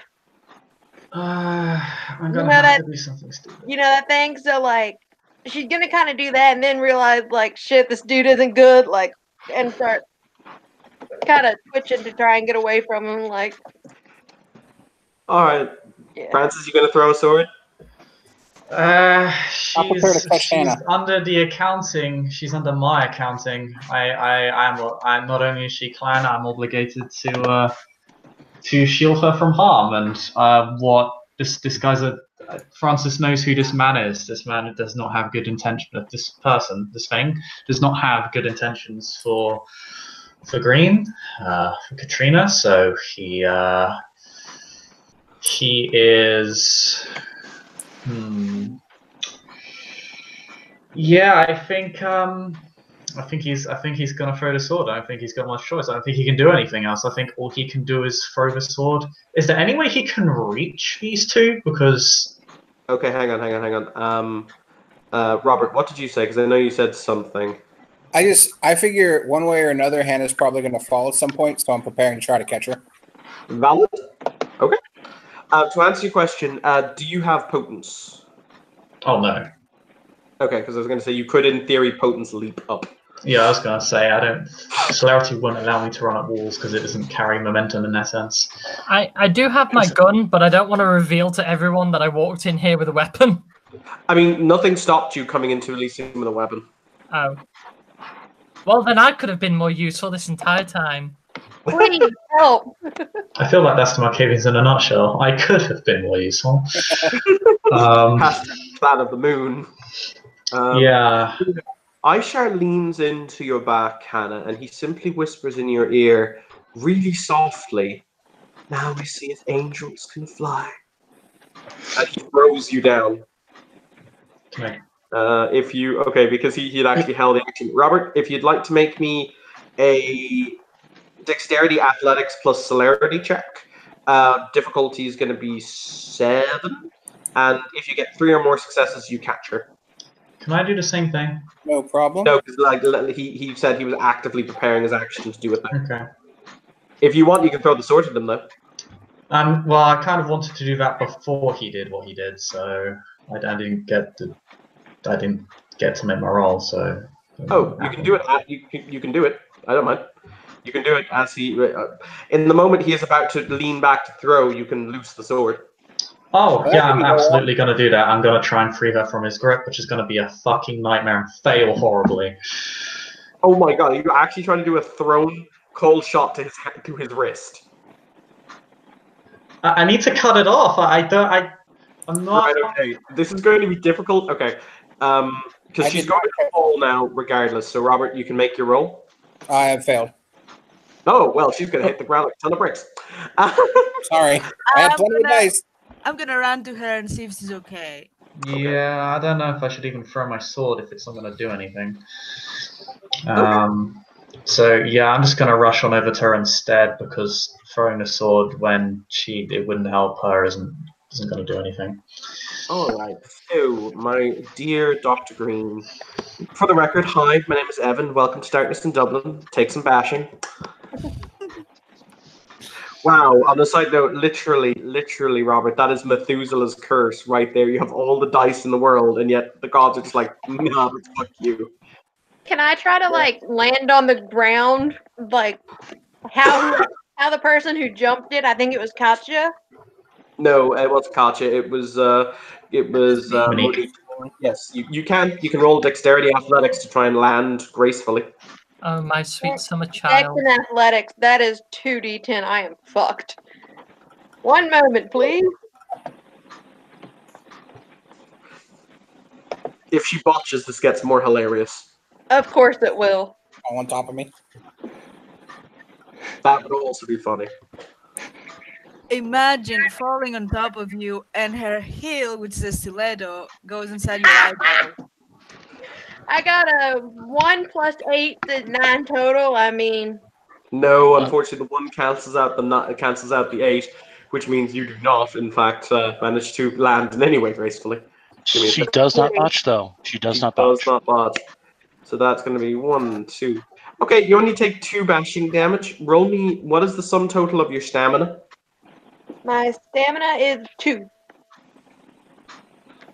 Roll me your 2 dice. Difficulty 6. Okay, 1 sec.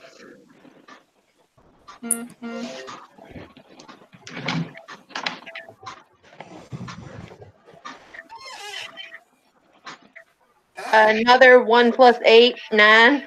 That's the exact same thing. Yeah. That's incredible. So you soak 1, and then you take 1 bashing damage, which is half. So, as a matter of fact, you're thrown onto the ground. You fall about 15 to 20 feet, but you don't actually take any damage. Okay, so I take 1 bashing. No, you don't, because vampires have all bashing damage. Oh, yay. When you have 1, it comes to 0 in this particular game. So yeah, you fall to the ground, but it seems entirely fine. Everyone clusters around her. Thanks for catching my fall. Whoever that was. I was going to say, if it helps, Talmud legitimately tried. He was just about a fraction of a second off the catch. That's fine. I kind of landed on him, I'm guessing, so. Yes. I didn't catch her, but I broke her fall. Yeah. Did your shoes survive? This is the most important question. Her shoes did, in fact, survive, yes. Then we're all good. Is my On a dress side note, good? I like how the Toreador have just become clan foot fetish, but continue. Francis's shoes have survived this entire encounter, yet the Gaul has been set aflame. I find this interesting.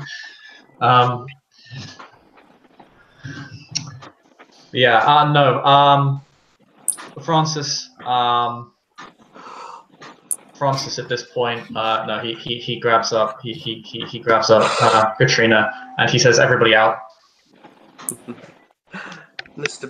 As you leave, you simply hear the words echoing from the main room.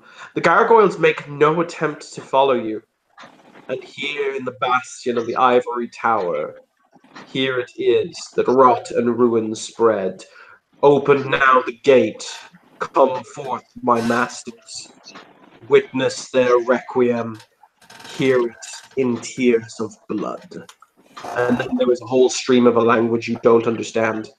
I'm not leaving. I'm going to duck behind a door, and I'm going to enter obfuscate. Okay. Are you purposefully staying in this building?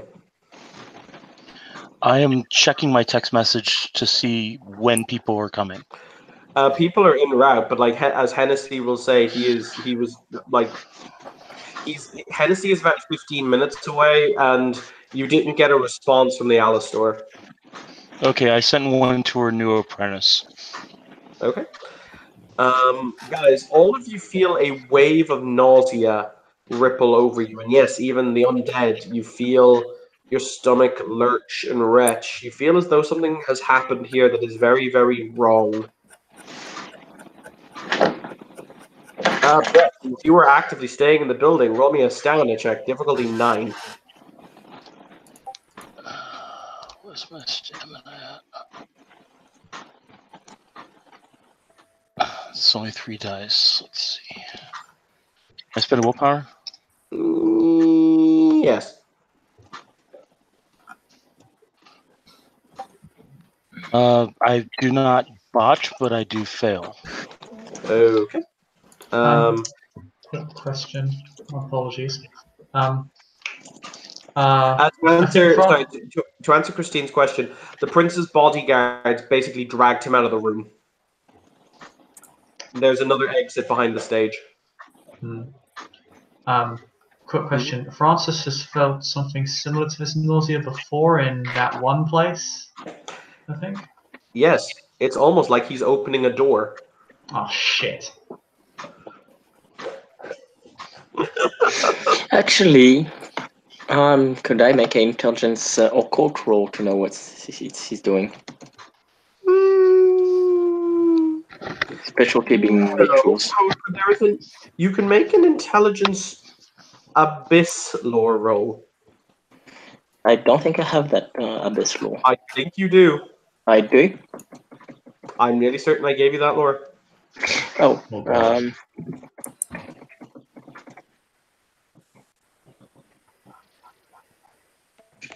and the sheet would be under knowledge. No, when I approved the sheet, I should have written it under the character sheet. Okay. It should be in the first reply. Oh, yes, there you go. Yes, I see it. So do you have it at 1? And I assume I can't use willpower? Yeah, you can. Okay, I'll use willpower then. And let me check my intelligence.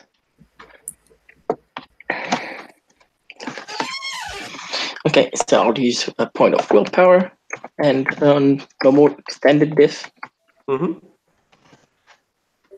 Oh shit, thank God for that willpower, otherwise it would have been a botch. Right, you get 1 success. You feel... What's happening? It doesn't feel like It doesn't feel like the abyss or whenever you've been in the presence of people in your clan who are more attuned to these things, the abyss mystics and whatever else have you. But it feels the same kind of otherworldly cold that feels. It feels like something has ripped open a hole. Okay, so it's similar to what we use, but it's not the same. All right, Brett, how's it going, buddy? You didn't tell me what happened after I failed the stam roll. Yes, I was just about to. Okay. We are going to assume, by the way, this wasn't going to become a factor until now. Okay.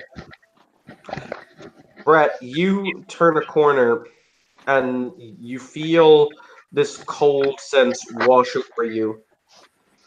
You feel it numb you to the very through all of your extremities. You feel your hands unable to move.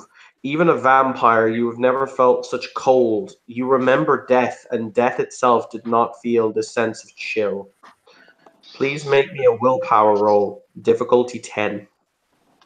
I don't think I can pass that. Each die is it current?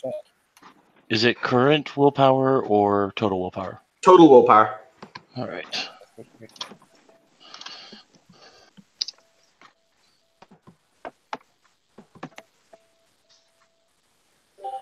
Two successes.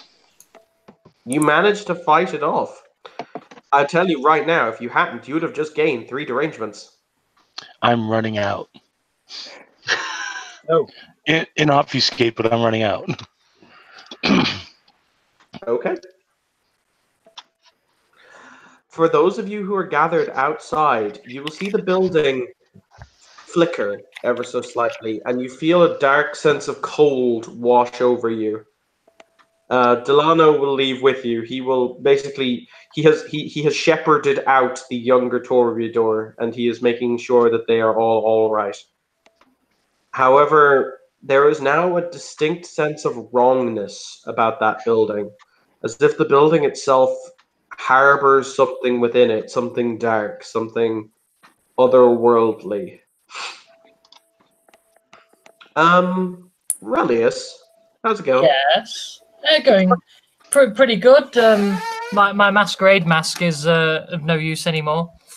No, it's ever so slightly crispy. Would you like to roll me your willpower again? Difficulty 6. I would absolutely adore to, because I love throwing it in people's faces that I have 10 willpower. It's fine. God knows the last time I played a willpower 10 character, I did it myself. I mean, you play a willpower 9 character in another game. 1, 2, 3, back down to 2, 3, 4 successes.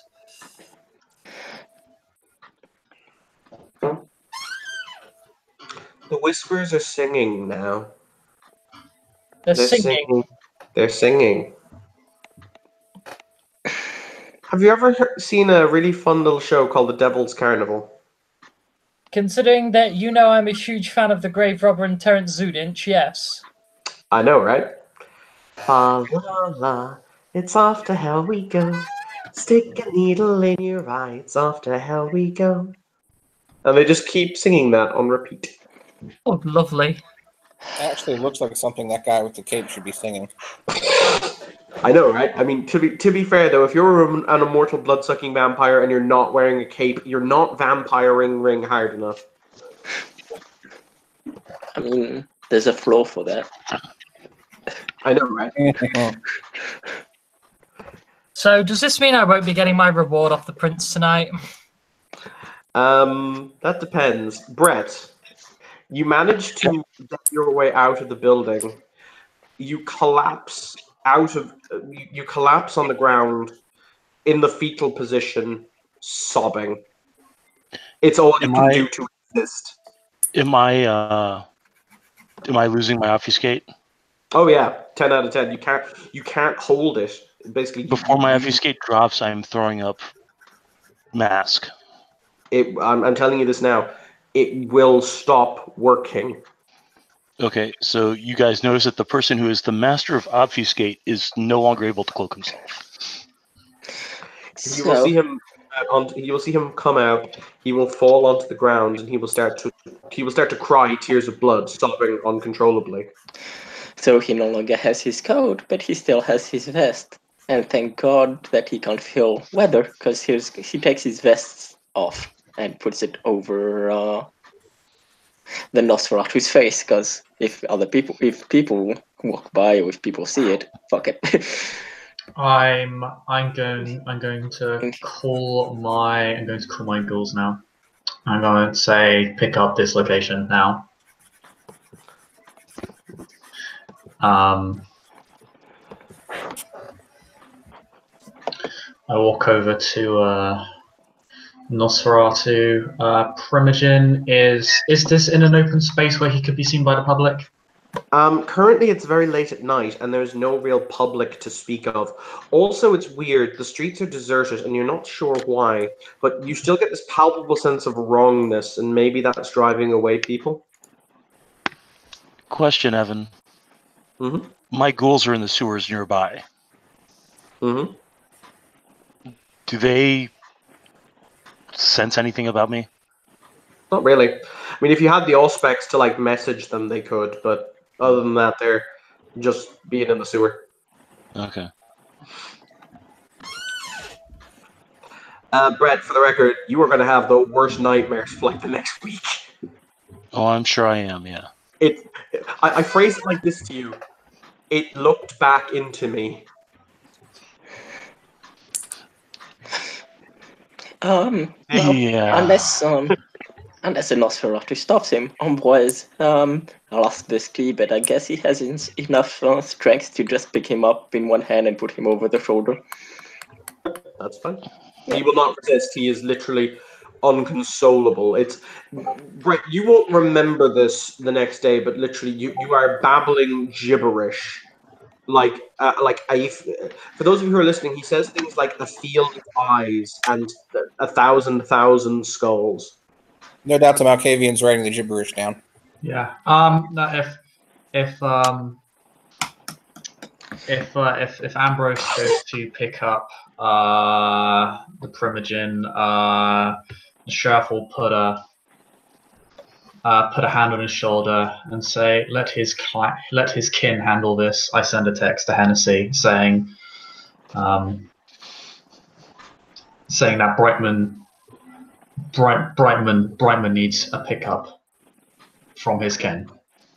For the record, you gentlemen will become imminently aware as a motorcycle screeches melodramatically to a halt, and you will see this woman step off. She takes off the helmet and throws it haphazardly into the motorcycle. Now she shows up when Yeah, I can't right? talk to her. What in the name of sweet fucking Cain on a Tuesday fucking morning is happening here? Aisha appeared, and he's currently doing something to the court. Fuck me sideways. Does she hear what I'm babbling? Yes. Do you remember that Disney show Gargoyles? It was a lot like that. I think we know where those stolen servants went. You can. I was going to say, Christine, if you want, you can ask her who she is.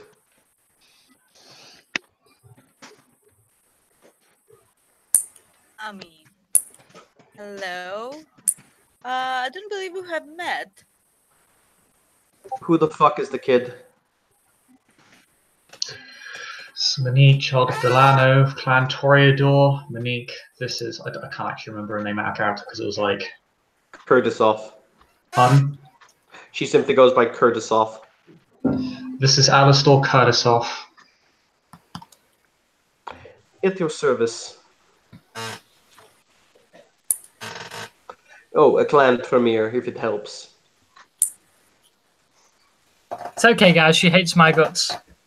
But then again, most sane people do. Only the insane have power to prosper. In any case, for any here unaware, this is the individual hunting down Aisha and the one person we all defer to on this matter.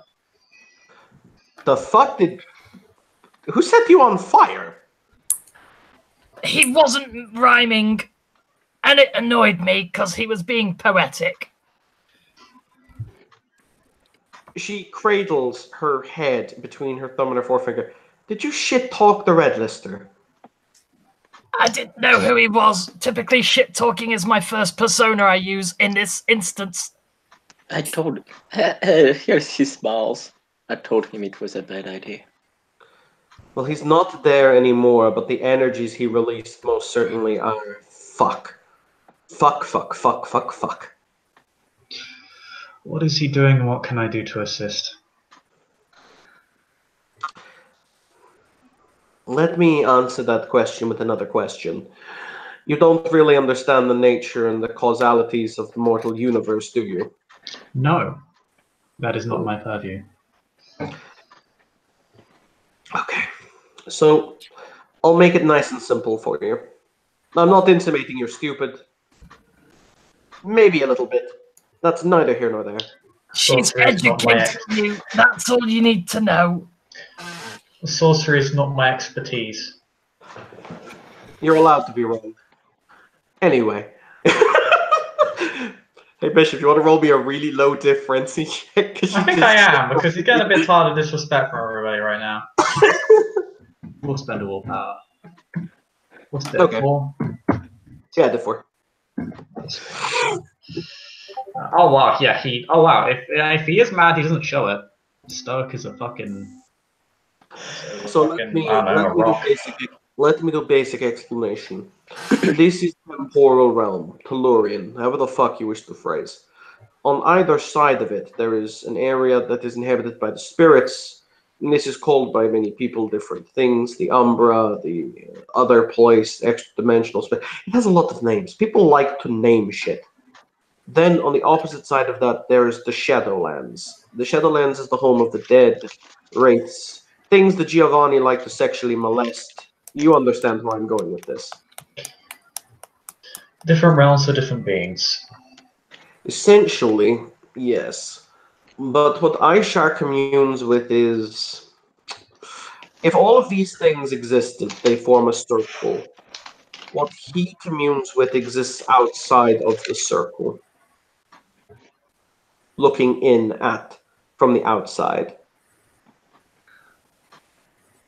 Essentially, what he has done is he's ripped a small hole through there to here.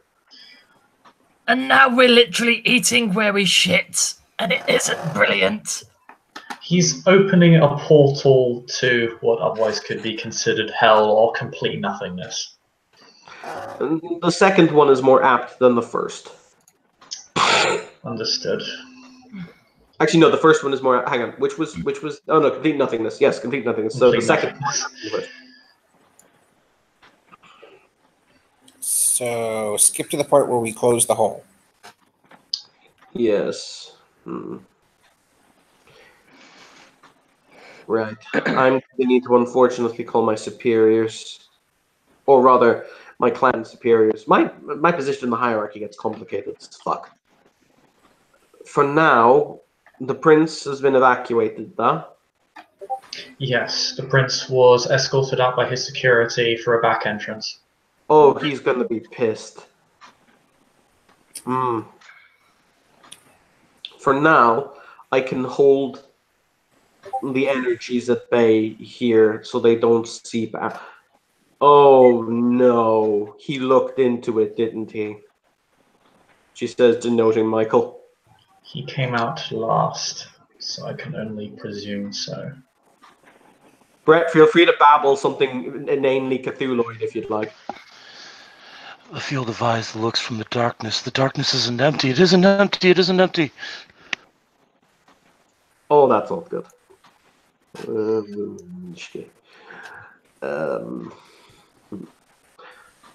I'll deal with that later.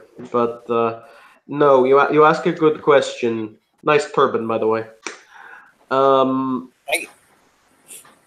What do we do? The answer to this is twofold. I contain the energies, and then I ask my superiors to prepare something to close the portal. More than likely, a ritualistically created key to close what was open.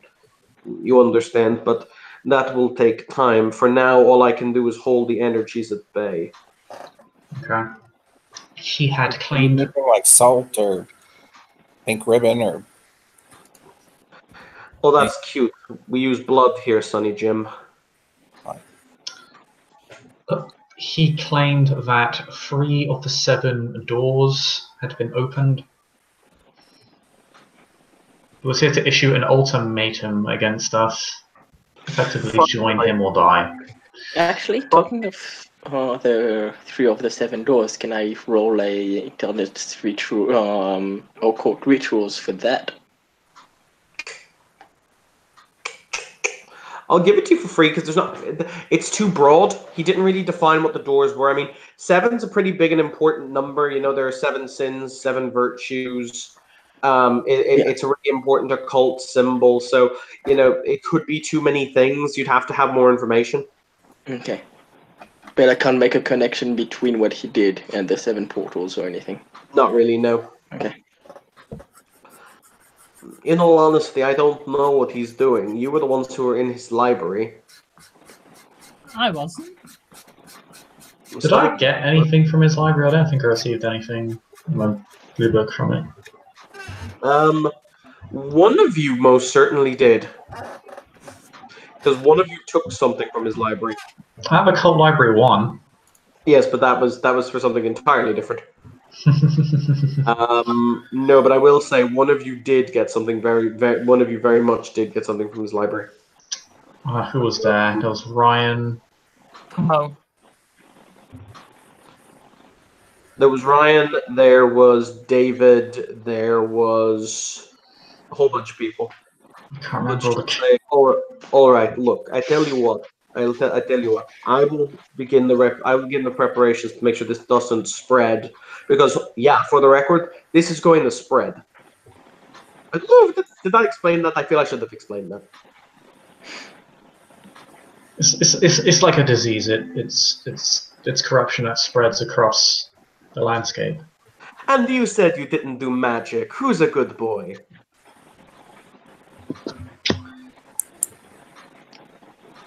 If I was a good boy, he'd be dead. He is not. Valid. But yes, needless to say, I'm going to send a text message, and we're going to see what we can do.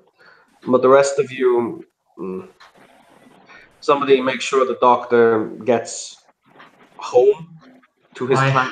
Well, I have sent a message to the seneschal that he needs a pickup from his kin. If not, I shall arrange for his transportation back to his clanmates. I know several of them. Good. Well, then that's a first step. All right, kids. In that case, we will disperse for the evening. Though I will require your aid again when it comes to closing this godforsaken thing when I'm given the tools to do so. So, we'll keep in touch. That.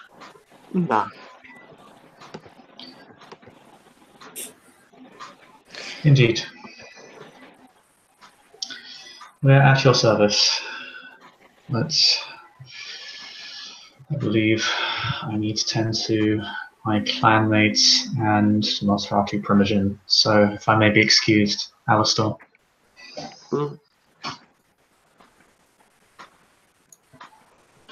All right, and with that point, boys and girls, we will end our scene. So, thank you, new players, for playing. Thank you, existing players, for playing. I decided to literally yeet you all in the deep end. I do apologize. Yeah, you really fucking did. That's not the first time. I just wanted my reward for everything I did for Pentex and being a good boy to everyone and not antagonizing people. Ew, Pentex. Burn it. Ew, Pentex. All right, thank you, players, for playing. Thank you for watching. This has been another Scene in Darkness in Dublin. Have a pleasant evening.